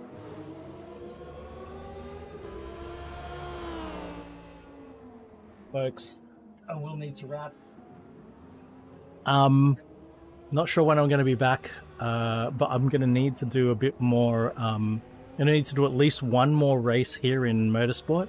So I'll try to sneak another stream in between now and the end of the week to finish up at least this one, and maybe to do the Aussie races as well.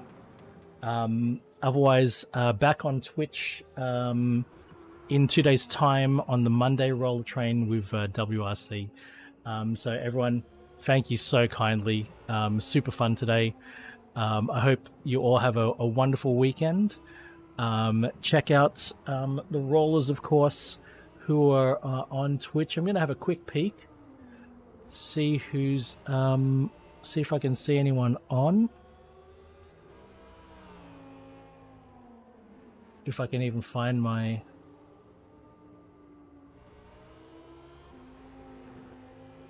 Let's see, Timo's on, Nepala's on.